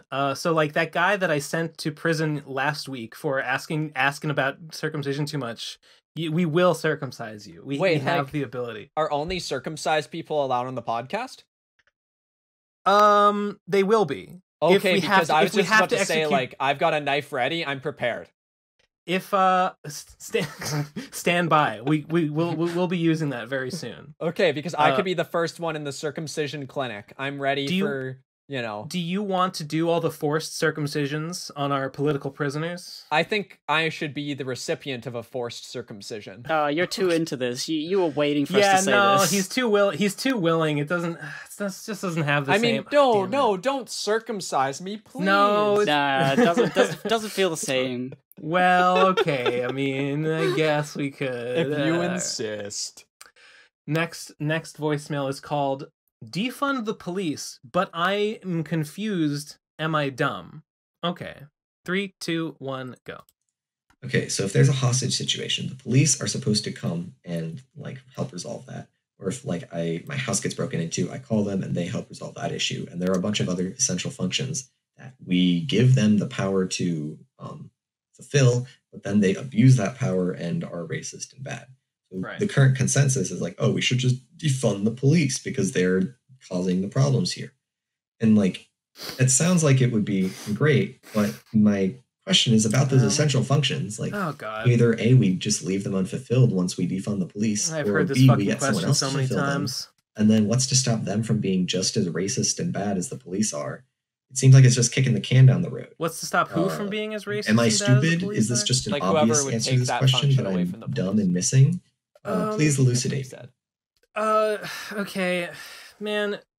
I don't know why I have to answer this question. I feel like you could Google this, but like, the point is to reduce the scope of the police. By defund them, you reduce their scope. The point is that they fulfill too many functions. Like, yeah, we should still have some form of law enforcement and like civil protection in the case of like, you know, someone is like actively committing like violence somewhere. Yeah. Like, it's not that like it would be reduced to zero.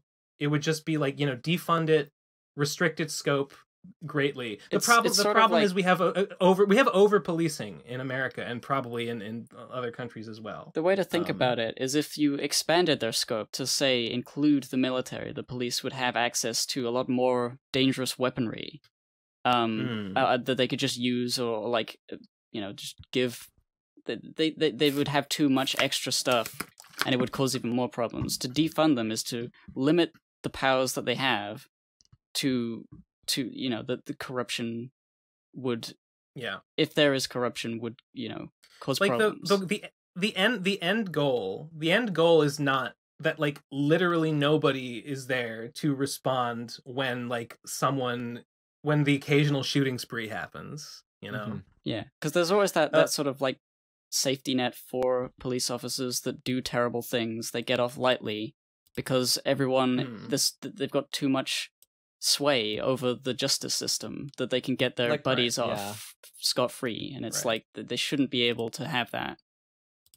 Like, I don't know too much about this shit, but I feel like there's problems with self-regulating systems. Like, if the system of law itself is supposed to look after itself and check and balance itself, that kind of poses like, I don't know, a problem of who's actually going to keep things in check. Yeah. The police like is to a large degree they regulate themselves, and like, you know, I think there's been a lot of people calling for like civilian review boards need to be, you know, the police need to be more accountable to groups outside of them. And I know that they are to a certain extent accountable to those outside themselves, but like, you know, the argument is, well, it's not enough, you know. Over policing is the problem. Like, your argument isn't to let anarchy run wild in the streets. Well, the good kind of anarchy, maybe. Okay, there we go. The next one is called Punished Sweeper. I like the title of it. I don't know what to make of it. 3, 2, 1, go. Okay, like fucking so many weeks ago, I sent in this voicemail about Minesweeper.online. How fucking cool it is. Yeah. My only problem is that now I fucking spend hours every day. I'm literally every day fucking logging in. This is why we didn't do it. Shitty fucking, actually not shitty, awesome. Why we didn't listen. Game. And I'm wasting away. I'm sitting here. I'm playing it right now as I'm recording this. Oh, 1, oh, 2, oh, fucking, oh shit, I misclicked. God. It's like that episode of Star Trek my whole life. This is all I am now. Fucking go Go to Minesweeper.online, make an account. You've made the terrible case. No, on this Minesweeper marketplace, and you'll understand my struggle, my addiction. Put yourself in harm's way. This is insane. I cannot handle this any longer. He's Minesweeper. Does this guy play Minesweeper? What the hell? He's trying to I think he's trying to pass the curse on. Like, he's been cursed that he can only play Minesweeper, and like, to break it, he needs to like have someone replace him. Huh. That's my hypothesis. Yeah, maybe this guy's got some stocks in minesweeperonline.org or whatever it was. You know. Okay, something sinister is definitely going on. Oh, there's something afoot. There's no way that anyone would just make PCP voicemails to call in to tell us to go to minesweeper.com or whatever. Such a huge audience we have here. That could be like a gold mine almost. No, I think it could be. You know. The next voicemail is called Like Really Guys. Oh, good. 3, 2, 1, go. I just want to reiterate, like, what I'm playing Minesweeper right now. 1:15 in the morning. Like really though. I can't figure out this. What? I'm gonna have to use a hint. I feel like a worthless beta. I'm playing Evil. I gotta beat my fastest time. Try to do it without hints on Evil difficulty, no guess mode. I have to hold myself to this insane standard of beauty, except it's intellectual beauty, as in the beauty of a mind that is good at Minesweeper. Oh my god. Come back to me when you're a master of Sudoku.com, like me. I'm doing it. I'm playing Minesweeper. No, ben, we're gonna lose you. Don't do it. You'll get sucked in. I'm playing Minesweeper, y'all. No. No, I hit a mine. Fuck! Fuck, this game's fucking That's broken. So fucked up. Shit. Fuck. Fucking game designers. I'll never be the game same. Designers. Too much RNG. This is honestly, Minesweeper shit speedrun. Totally RNG dependent. You know, it's just a grind. It's stupid. Fuck this game. Next one is called wait a minute, was that the fourth one? Yes, that was the fourth one. Next one is called All Consuming. There it is. Is it about Minecraft or Minesweeper? It's both. Yeah, it's about both. It's about what if we put one in the other. Okay, 3, 2, 1, go. Like, have you ever played Tetris enough that you just start playing Tetris in your head when you're not like just in your everyday life? I knew it. What a piece of shit. Let's just go to the next one. Yeah, next one is called Thirsty Elephant. 3, 2, 1, go. Well, I want my foreskin back. I hate my dad. Yeah, my life is so terrible. That's what I hear. That's all I hear. These entitled, spoiled millennials, all they do is eat avocado toast and miss their foreskins. That's so funny. Whoever sent that in, I love you. Yeah, I love you so much. That person gets to I don't know what I was gonna do. Cut their dick off or something. They're allowed to live because that was funny. I'm thinking voice grail. I'm thinking voice grail for Thirsty Elephant. Oh, that's so good. Voice grail, definitely. Just to rub it in the faces of everyone making arguments for real. You've ascended, Thirsty Elephant. Welcome to the divine chorus, the holy host. Oh man. This is the hardest I've laughed in a while. You don't know. You haven't suffered like we have over these months and years. That joke was just impeccably done. Bless you, sir. Bless you. Next voicemail is called wait, there it is. It's called Killer Dog. I assume it's from Killer Dog. 3, 2, 1, go. So I started listening to the podcast again after a while because, oh, hey, look, guests. And you know what? The last couple episodes have been pretty cool. Thanks, you man. got Cybershell, you got the one comic lady, you got Cassie. Always nice to see her and stuff. Forgot about Jim. What about Jim? But holy moly, the voicemails were way worse than I remember, and that's saying something. Mm-hmm. This is the last voicemail I remember before this was I think the Jewish question guy. Oh Some of you guys need like a Discord server or a YouTube channel or friends or something. You complain about voicemails and yet you make one. Curious. Checkmate atheist. I am very intelligent. That you found. I don't care about I heard about a guy who's like talking about Persona 5 or something. I didn't hear that. I just heard that. Yeah, that was a nightmare. That was almost as bad as circumcision. Go outside or like go join like a Discord server. Go join RFCK or something. Like come on. Join maybe a cult. Do anything. Maybe go buy a pin. Think about it. Somebody called in just to tell you about Persona 5?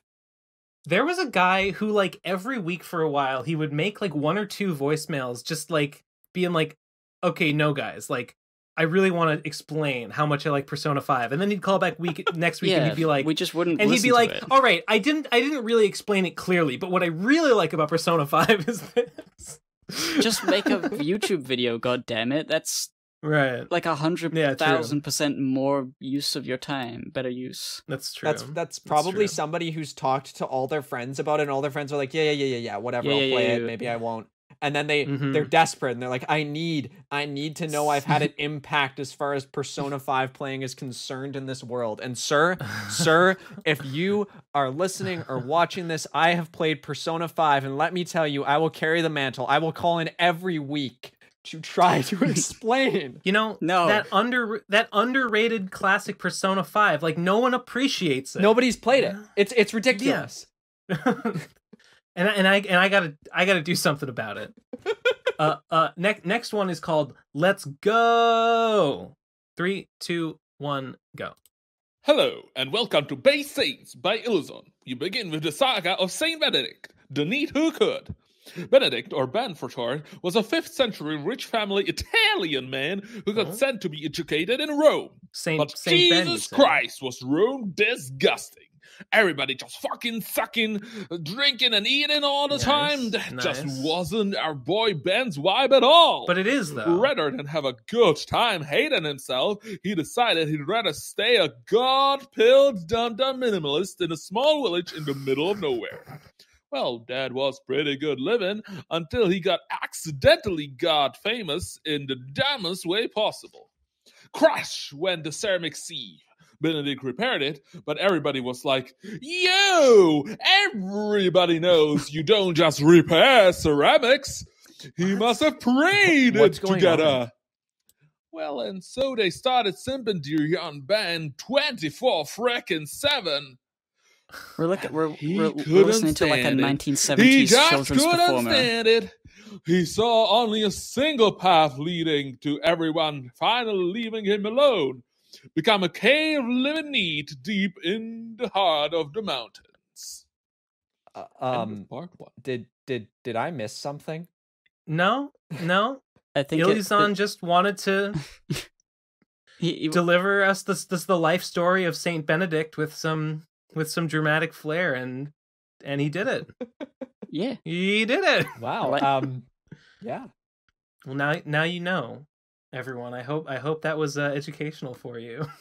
I hope. Yeah. Okay. Next one is called End Me. Sounds familiar. Sounds like what I say to myself in secret. 3, 2, 1, go. Haha, pee pee, poo poo, stinky, haha. I'm going to kill myself now. Voice grail, I'm thinking. No, fuck no. Stupid. Okay, next one is Urban Dictionary. There it is. Wait, one sec. There it is. Okay, 3, 2, 1, go. No one truly misses the topics. We all just really miss Urban Dictionary. Please bring Urban Dictionary back.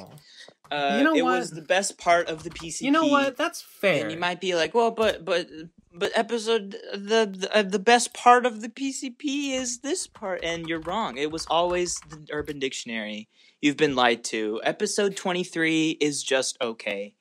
And the monsters and dreams and voicemails and all this other bullshit. It's all an illusion. You have to go back to the days of Urban Dictionary. I agree. I agree. The idea of like we must have a topic never made much sense to me, but we have lost something valuable in the losing Urban Dictionary. So let me fix this.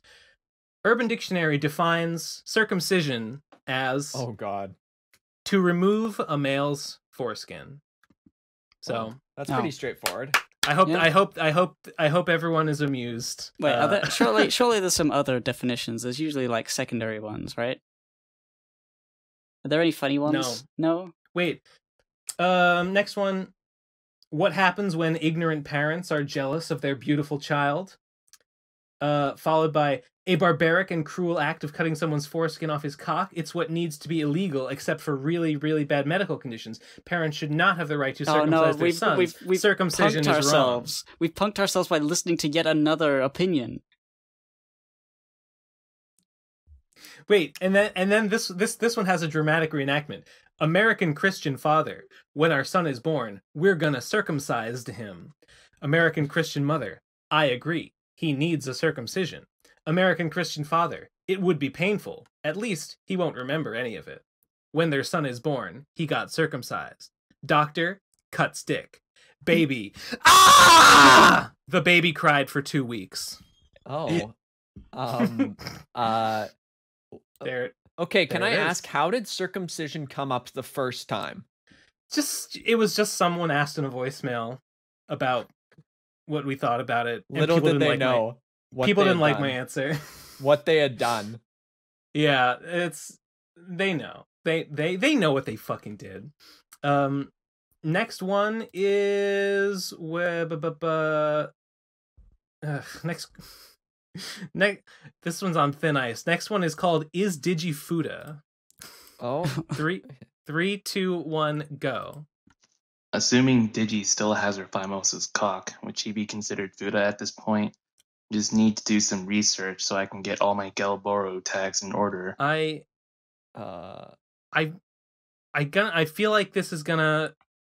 I feel like maybe we should ask Digi's opinion about this. I don't know if I feel comfortable saying yes or no. Yeah, I don't. People have different definitions for it. I usually only think of it as like a fake porn thing, and not a real thing. But maybe people do identify as that. I don't know. Probably some. Yeah. Yeah. I'm gonna say that probably is like. I'm gonna say. What do you think? What do you think? Pass it back to the viewer. Pass it back to the viewer. Leave your comments down below. Next one is called. It is called Weird Baby Dick. Nice. Oh no. 3, 2, 1, go. Okay, so Ben, you asked about my ex's kid's weird dick. So he was partially circumcised. Basically, what the doctor did was cut off like the top 80% of it. So he has foreskin on the bottom, basically, and it's just fucking weird looking. What?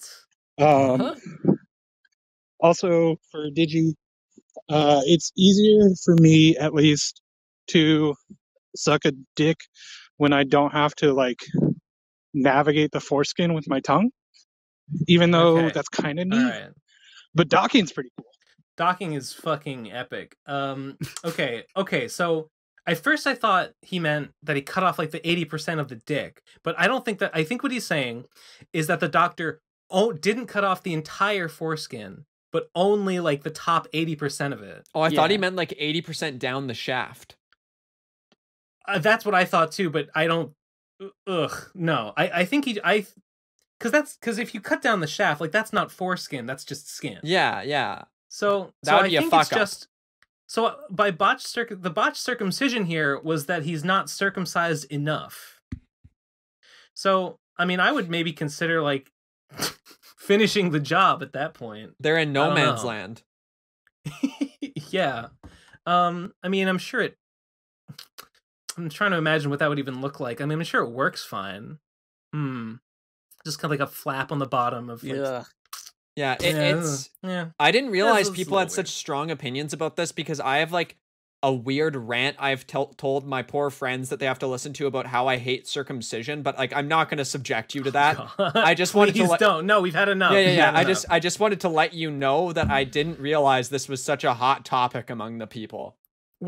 I remember when Andrew Yang came out and said that like he didn't think that like circumcision should be mandatory. I remember there was a certain section of the internet was like really excited. We're like, fuck yeah. Wait, he didn't think they should be mandatory? Aren't circumcisions not? Well, no, what I mean is he said the thing that's like parents probably shouldn't make the choice for their kids. Okay, I see what you're saying. Like that. Yeah, he said that and people were like, which, fair enough. Okay. Next one is called I Literally Hate You. Awful mic quality. 3, 2, 1, go. The voice grail and the voice jail are a false dichotomy. What always happens is someone will make a shitty voicemail and it will get sent to voice jail. But you're giving these failures attention, and that's almost true. Always they take that to continue their narrative, whereas the people who get voice grailed often send one good one and leave it at that. It's a negative feedback loop. The answer to this is just to say, this voicemail sucks, and skip to the next one. Because we still have fucking losers like Marga and that voicemail guy continuing to waste everyone's time by sending their self-indulgent shit. Like, no one cares about these people. They haven't even made a good voicemail to invest us to them. How does it feel that your sad existence is continued because of people like Ben, Platform, Hate Speech, Saint, and his laziness? You're so bad, I wish Nate was back just to vet you. Like, Jesus Christ, you're a fucking loser artist calling onto a podcast full of other loser failure artists. I dread having to listen to you jerk yourself off every episode. No one cares about your previous voicemails, and no one cares about the voicemails you're making now. You're actively making the show worse, and I just wanted you to know that there was someone that has genuine ire for your existence. Please, get a bit, ask a real question, and stop talking about yourself as if we know who you are. You're awful. Apart from that, apart from the voicemails, the show's pretty good. Trans rights, BLM, gay rights. Yada. Goodbye. I thought he was talking about me for a second there. No. He's talking to bad voicemail givers. Oh, okay. Because when he said like you're a fucking loser artist, like clawing onto a shitty podcast and I hate you. I thought like, now he's talking about me. He did say going onto a podcast full of other shitty failure artists. So I feel I'm just gonna assume he's talking about me. No. You're beautiful. I think this guy. I think he makes a bit. I mean, if he did say we're a bunch of shitty failure artists, and that this is why that they call into this show, how doubly embarrassing, I guess, is what he was saying there. I think he's right in that the voice jail doesn't really serve as an effective punishment of anything. Yeah, I just want to be able to say "fuck you" in a specific way to a person. Yeah. Yeah, it's we probably should be a little more selective, honestly. Like if a voicemail is genuinely bad and like we voice jail it, we probably shouldn't like keep playing. I mean, I'm pretty lax with my standards, but like, if I think a voicemail is like actually like really brings nothing to the table, I am trying more to actually be like, hey, Eleazar, cut this. Don't. So what that means is that the ones that you hear are actually the ones that meet my standards. So that should tell you just how low my standards are, Lamau. Anything else? No. Okay. That was an adventure though. That the one comment I have, I don't know if it's my place to say this, is I don't know if these shitty voicemail people, I don't know if they care about your ire for them. Like, that might be true. You might. That's probably true. That might feed them as well, right? You might have accidentally fed the loop. That's all I have to say. There's probably a certain strain of shitty voicemail sender who will take this as encouragement. Yeah. Oh yeah, absolutely.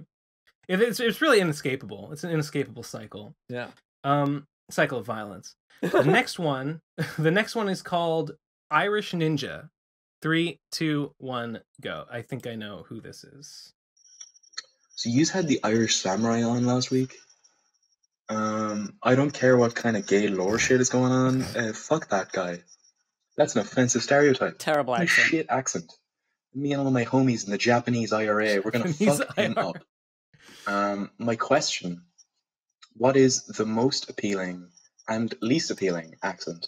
I wasn't on the last episode, so I do want to say I listened to it, and it was anything but Irish. That guy. It almost sounded Welsh, like a strange combination of Welsh and Scottish. I was like, this is terrible. You don't know anything. Well, I mean, I won't defend it too hard, but I will say it was meant to be a mashup of Irish and Japanese. Was the goal? I didn't hear any Japanese be. at all. That was the weird part. There were. I could tell that's what it was going for. Okay. Well, okay, but the most and least appealing accents. I might be a little biased here. I think that one of the least appealing accents is a Providence, Rhode Island accent. It's a little bit like a Boston accent, but not quite. It has an annoying quirk of like adding R's onto the end of words that don't need them, like poster. Yeah,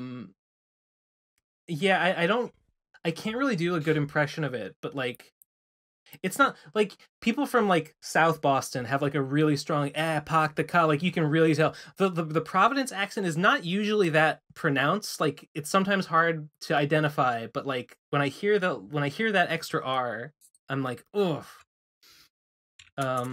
You guys have opinions? Like my one of my lowest ones is a very strong like Southern accent I'm not fond of at all. Well, there's different kinds of Southern accents. Okay. I might be uninitiated due to my, being up here in the Great North. There's I don't really know which is which. I've heard people do impressions of like an Alabama accent versus like a Tennessee accent versus like a Virginia accent or whatever, and like they're all different. Yeah. All I know is that there are some I wouldn't say that I like love or hate any of them in particular. I think that some of them sound better when women have them, and some of them sound better when men have them. You know what? I'll agree with that. I agree. And they don't work as well in the reverse. Yeah. Yeah, I'm trying to think of like ones I don't like. What accent does Sarah Palin have? Like a Midwestern sort of like Wisconsin, like a kind of Wisconsin sort of. I don't know. Accent. I just remember it being very shrill and sharp, and I didn't like it. I mean, I know she's Alaskan, but I don't actually know if I think it has like a Midwestern, like Wisconsin. That's a bad one. That's a pretty bad one. Yeah.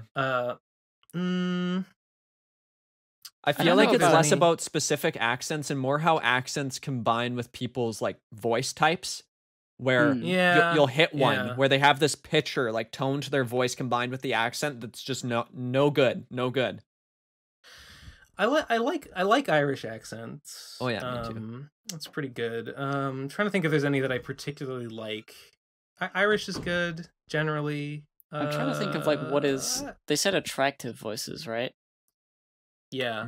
Like I don't know exactly what I think of as like an attractive voice, because it's always with a person attached. Right. Even if it's you've just never like had, you've never had like a. I mean, surely there have been like people who you've heard them speak, but you've never. Like, Garrison Keillor has a really good voice, but, like, I saw that motherfucker, like, a couple weeks ago. I'd never seen what he looked like before, and, like, holy shit. Do you know who that is? No. Garrison Keillor is he's an NPR, like, radio guy, radio personality. He has a very nice voice, and he looks like fucking God. Like Down syndrome Dwight Schrute. I don't know. Oh no. I exaggerate, but not that much. Yeah, I need to see what's this guy's name? Garrison Keillor. Keillor is spelled Keillor. Yeah, all I can think of is like fucking like voice sounds and not really accents. because I guess I can't parse American accents, but like Raven from Teen Titans and like Kim Pine from the Scott Pilgrim movie, and what's her face, the girl from Bee and Puppy Cat, that sort of like understated, sort of low pitched female voice. But that's not an accent, that's just a feeling. Yeah. That's like a personality type. Is that the attractive type to you or the unattractive type? The attractive. Oh yeah. Yeah, I guess that's pretty good. I don't know if I have like a voice type exactly. It just there's not really one type. Sound like bad. It's just sort of like things sound good or they don't, and I can't really attribute that to an accent. Although some accents are very thick. I don't think any thick accent is particularly like attractive, but I do think a lot of Northern British accents are funny and cool. If a voice is too Northern English, I should say, a voice can sound like too strong. There are some voices, I don't know what it is, like they voice their vowels too much, or like they are too like. There's such a thing as a voice that like sounds too strong, and I find it off-putting. I don't know how to explain that, but there have been voices I've heard that I'm like, that's not what I wanted. Yeah. I don't know. Anyway, should we move on? Yeah, I think so. Okay. Next one is this one is called. Sorry, it is called. How many do we have left? Only like 2, I think. Cool. Oh yeah, literally 2. The next one is called XX the Lore Destroyer XX. 3, 2, 1, go. I gotta make this quick because I never know who's listening to me. I'm constantly being watched. I am constantly being chased, followed around. You don't understand, but you will understand. Hello, nice to meet you. I am the Lore Destroyer. I am a special agent sent back in time from many decades ago, many millennia, so many millennia, you will never understand. It is impossible for humans to comprehend. A long time ago. But point being that I was sent here to this present day so much to rich destroy lore going on. every annoying PCP lore voicemail. You hate him. I hate him. It's funny because we didn't have any of those this week. But it's okay. It's okay. It's okay because I'm going to kill every person who makes lore. This is my burden. This is my curse, and I'm sincerely sorry for not coming sooner. I have had. Your services are. To be frank, I've been constipated. I was supposed to get out on my mission a few weeks ago, but I've been on the toilet, man. Oh wow. It's what it is. But keep an eye out for me. Because I'm gonna be here. We could Gucci. We could enshrine this. We have several options. We could enshrine this in the voice Grail, or we could demand. We could basically demand that he make more voicemails by putting him in voice jail. No.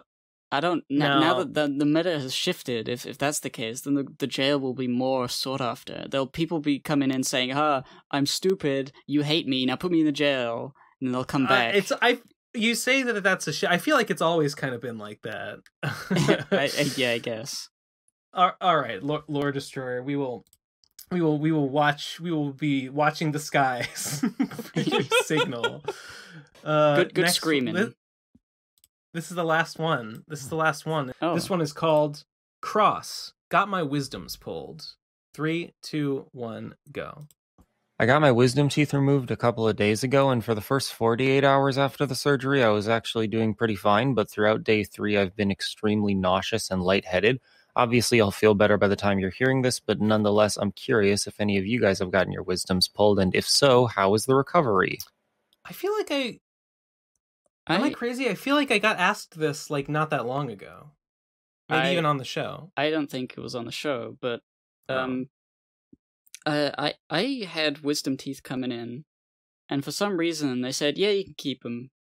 I was like, oh. the only situation I've heard of wisdom teeth is that they have to be pulled out. And so when I heard they were coming in, I thought that was bad. But no, I just have them now. I just have extra teeth. And you just have enough space. You're a good one. I'm one of the good ones. You're evolved. Well, yeah, I had my wisdom teeth out when I was like a senior, or junior. I think it was a junior in high school, and yeah, I didn't get nauseous. I didn't find the pain too bad. You know, it ached for a while afterwards, but I got swollen. Like my face was swollen for like a week afterwards. It was very hideous, and it was very cringe because I actually had like a date with a girl. I don't think she thought it was a date, Lamau, but I liked her. And then we went, and I had to hang out with this girl with my fucking swollen face, and it was embarrassing. Oh no. Yeah, so that's how mine was. Yeah, but, you know, it all worked itself out. I didn't get nauseous from it. I did get like it was really weird because I got them pulled, and then I was doing like totally fine. I wasn't even sore, but for a few nights in a row, I would wake up in a cold sweat like I've never had before, like just my body shaking.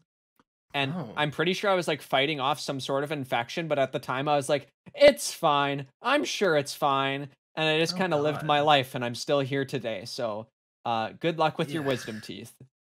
I remember like not very like after like the teeth wounds had already started healing. I remember at some point, like I felt something like in back there in the teeth, and I reached back and I pulled out like a big like hard chunk of something. And I remember thinking at the time that it was like a piece of bone that they'd left in, but I don't think that was it. I think it was probably actually like a chunk of like maybe blood or something that had like coagulated. It like, could have been like some food process. stuff too, because like at least when they did mine, they left like little divots kind of, and I had to like make sure I cleaned them out very specifically. Yeah, because it would just collect like gross gunk. True. Yeah, I don't know. So I don't know. You could probably look forward to like pulling pieces out. You're basically ruined as a human being at this point. Just it's over. Yeah, you know, with that, I mean, the wisdom teeth actually contain many like short nerve endings that like massively increase sexual pleasure. So like, you know, good luck having a fulfilling relationship now. At this point, you're doing it to yourself. You have been mutilated. You have been mutilated, Cross. You brought it back around. We enforced forced wisdom teeth removals in the PCP voice jail by the skin of your teeth. That's it. That's the last one. That's the last one. Oh wow! Wow! End it with some circumcision via Ben Saint. Right, no, that's not what I was talking. There's no reference to that. Okay, that's the end. If you want to send a voicemail, speakpipe.com/PCP voicemail, patreon.com/the procrastinators, for bonus episodes. Listen to the commentary track. And the voicemail, the bonus episode this week was the commentary track from the old days. On the first episode, we commentated it. I remember to get a I have COVID shirt if you have COVID. If you have COVID, make sure you buy the shirt. Otherwise, you won't have COVID anymore, and that'll be a big problem for you. What a shirt! What a shirt! Anything else? Anything else? Before we sign off, final thoughts. Final vibe check, guys. Final vibe. Final temperature check. How are we feeling? How hot are we right now? I'm feeling warm and toasty, just like, you know, a man filled with blood would be, a red man, if you will. Yeah. Nice. Yeah. Lowart, vibe, I'm temperature. nice and cozy right now. I've been like wrapped up in a blanket this whole time, drinking some nice water. Honestly, couldn't be better. The only thing is make sure you listen to my shitty orchestral cover of the PCP theme. Oh yeah. Yeah. Link in the description. And you know, if you like a cartoon video game media analysis talk, maybe check out Lowart's other YouTube videos as well, perhaps. Oh, bless you. Also, yeah, we have a podcast of me and Ben Saint on there, so you might be interested That's right. in that. We didn't even mention that we did that one podcast that one time about Pooh's Grand Adventure. Yeah, and it was like as long as the movie itself. I think it was longer. So don't watch Pooh's Grand Adventure. Just listen to our podcast instead. We should have just done a commentary track. I never did finish that that Pooh retrospective series. Damn. I still kind of intend to at some point. Just I have other stuff I want to do first. Well, like we delved into deep topics there, folks. We talked about rabbits literacy. That was probably chief among the topics. So Lowart, I'm so glad that this came up. Something happened to me last week, and I was like, what the fuck is this? My roommate has a mug, and I saw this mug, and I looked at it, and it said I think it said you're stronger than you think, braver than you believe, and the other one. Yeah. Remember from the movie? It had said that on it, and I was like, wait a minute, what is this? Like, is this a Pooh mug? And it didn't have Pooh anywhere on it. Yeah. And I was asking my friends, like, what's going on with this mug? Like, what about this quote? And someone looked it up, and they're like, oh, apparently that's an A.A. Milne quote. And I was like, no, it's definitely not an A.A. Milne quote, because it's from that movie, and that's like way after Milne died. But then I was like, wait a minute, did they was that a line from like the old Pooh? Oh, it probably was, yeah. Well, that's what I thought maybe, but I looked and no, it's not. It's just that quote is out there in the zeitgeist, and it has been misattributed to Milne retroactive. Wait a minute. My friend looked this up. I'm going to try and find this right now. My friend, we've discovered this. There's a blog that is entirely about misattributed Winnie the Pooh quotes. It's an epidemic. I have to look it up and see if I can find it right now. It's an epidemic. Hold on. That's such a funny blog to have. Here it is. It's called Pooh Misquoted. There's a blog called Pooh Misquoted, and it was updating through. Okay, the last update was January 2018, but it went for like 4 years. And yeah, my friend found this blog, and this is where we discovered people attribute you're braver than you believe, stronger than you think, smarter than whatever to Milne, but in fact, no, it just comes from the movie, and Milne never said it. Damn. So yeah, that was I'm glad I remembered, because I thought that was like, I can't believe this. I was so proud of myself, because I was like, no, that's not a Milne quote. I'm sure of it. Yeah. And it turned out to be right. So, you're like, I've watched Pooh's Grand Adventure. I know made an hour everything and a half there is to podcast know on it. I know. Yeah, exactly. And I said, listen to my podcast. Okay. Yes. That is an A.A. Milne quote. The A.A. Milne quote is patreon.com/Benson. Exactly. He's truly ahead of his time. All right. I think that's it. I think that's going to do it. That's it. Oh, goodbye, everyone. End of the podcast. Good night. Goodbye. Love you. Bye.